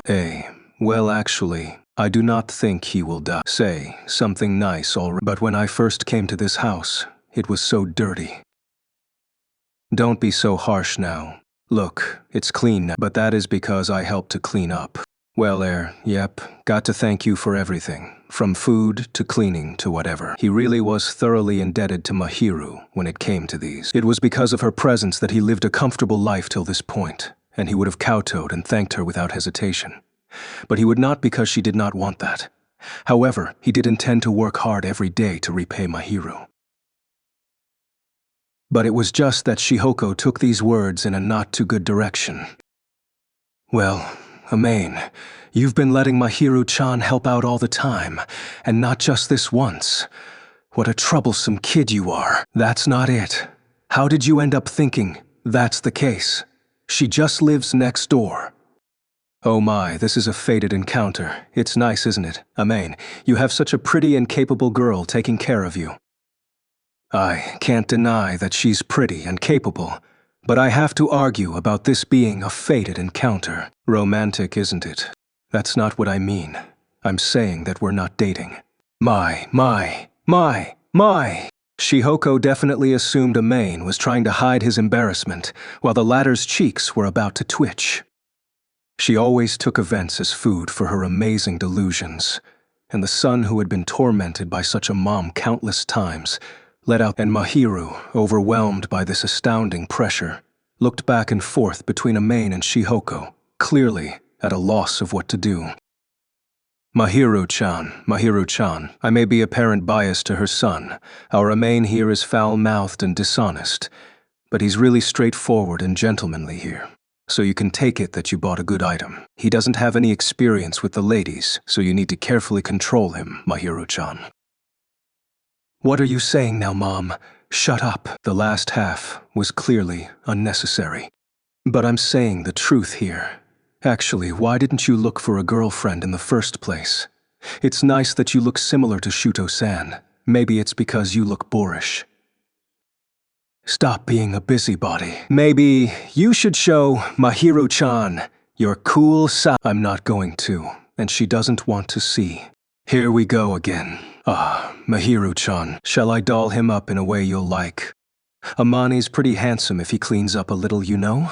Mahiru saw Shihoko grin away as she nudged at him and gave a blank, confused smile, probably because she was being hapless. In a certain sense, Shihoko was truly terrifying to intimidate the usually poised angel this much.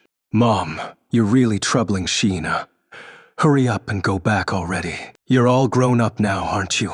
Wanting me to go back? It's true that I'm disturbing your sweet time with your girlfriend, though, so I should take my leave.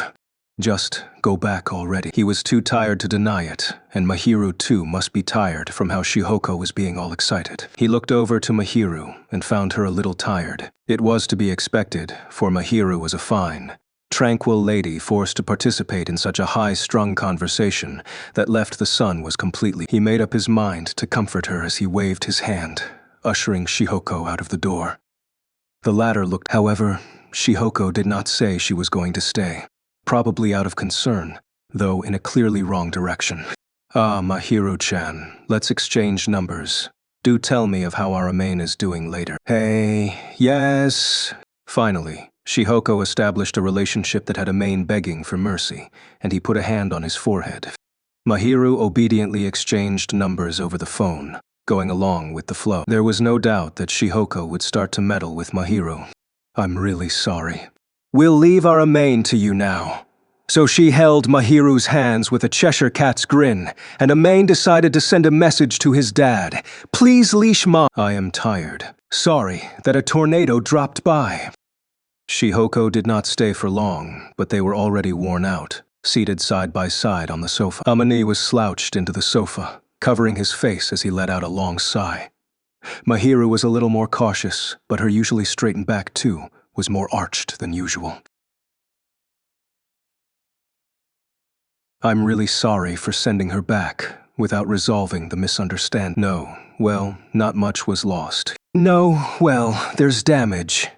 It looks like she's really interested in you, Shiina. She's going to bother you with lots of things now. He caused Mahiru problems again, thanks to that, and was really apologetic to her. Shihoko saw her son's girlfriend even though it was a misunderstanding, and she really loved cute things. So she was really interested in Mahiru and would really take care of the latter. It looks like Shihoko-san really cares about you, Fujimi. That's the nice way of putting it, but she's not that she was being a complete idiot, but the affection she showed was something he did not want. Amain too was at fault for being too careless, so he could not say much about this. But even he, too, felt she was a busybody. He was really grateful for his mom's feelings, but to be honest, she was a hassle and someone he wanted to keep his distance from. That is... Mahiru muttered, and Aman looked at her. What? Your mother is quite boisterous, but she is kind. That's just noisy and a busybody. But that is fine. She was not being simply courteous. She was showing an envious look. She muttered with a fleeting tone and lowered her eyes. Looking over, her face was melancholic, on the verge of shattering upon contact. Anyone would have found her She did not simply look tired, but also feeble and fleeting. She seemed to have felt a main stare as she suddenly lifted her head, smiling. She regained her usual expression, as though nothing had happened, and in a rare gesture, reclined into the sofa. Mahiru-chan, huh? What's with that out of a sudden? No, it has been a while since someone called me by my name. They usually call me Shiina. Amain was surprised to learn that nobody addressed the super-popular angel herself, but it was probably because everyone was too intimidated to call her by her given name. She was the flawless angel at school, and nobody dared to call her so. Also, there were a few who called her by her nickname, though she herself hated it. If not your good friends, then your parents, right? My parents will not call me so. A frosty instant reply. He inadvertently looked over at Mahiru's face and found it to be devoid of color. It was emotionless, as though they were stripped bare, a non-living thing even. Due to the perfect face before him, he had a moment when he thought she was a doll, but that lasted only for a moment, for once she noticed Amain's stare. She locked away the stoic look, frowning as though something was troubling her. Anyway, it is rare to begin with, she quietly muttered, and let out a sigh. He could tell that Mahiru was on bad terms with her parents. She would occasionally show a frosty look whenever her parents were mentioned. She never went out to eat with her parents, hated her birthday, and from what she said, one could imagine she had family issues. But he never imagined her parents not calling her by name before. That is nice. One had to question her feelings when she muttered that. Mahiru. He naturally called out the name he never once did. The caramel-colored eyes blinked once. It was unexpected, so she appeared to be spacing out, showing an immaturity hidden beneath her usual demeanor and expression. It would be appropriate to say she was taken aback. Anyon can call you by name, right? Well, you are right. So he quipped stiffly, and after a while a faint smile appeared. The relieved smile formed ripples in his heart. Amane-kun. She whispered his name, and the ripples grew wider. Just moments ago, Amane did not pay much heed as Mahiru only used it when talking to his mom.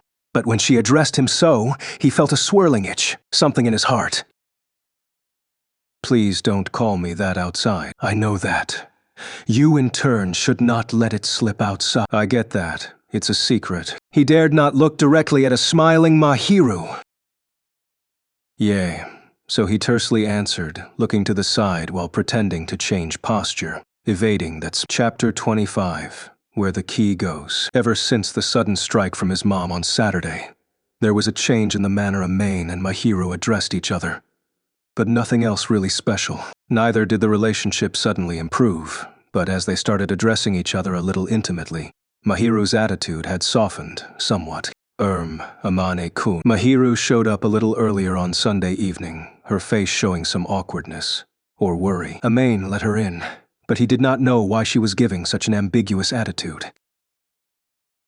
He wondered if she was having issues with him calling her by name, but she had no hesitation calling his name, so there seemed to be something else. Both of them sat on the sofa. Amane looked towards Mahiru and found her pull out a handkerchief from her apron pocket. While he was wondering what was going on, she opened the neatly folded handkerchief and pulled out a key wrapped inside it, reflecting a dim light. He had some impression of this key, for it was the one he gave her the previous day. I shall return this key. I did not do so last night. I forgot about it, so I missed the chance to return it to you. I am really sorry. I see. It appeared she was concerned about the fact that she took the key home without returning. Once he understood why she was acting so strangely, he looked towards the key on the handkerchief. Thinking about it, he realized Mahiru would practically drop by every day to cook dinner, while Amane would open the door for her.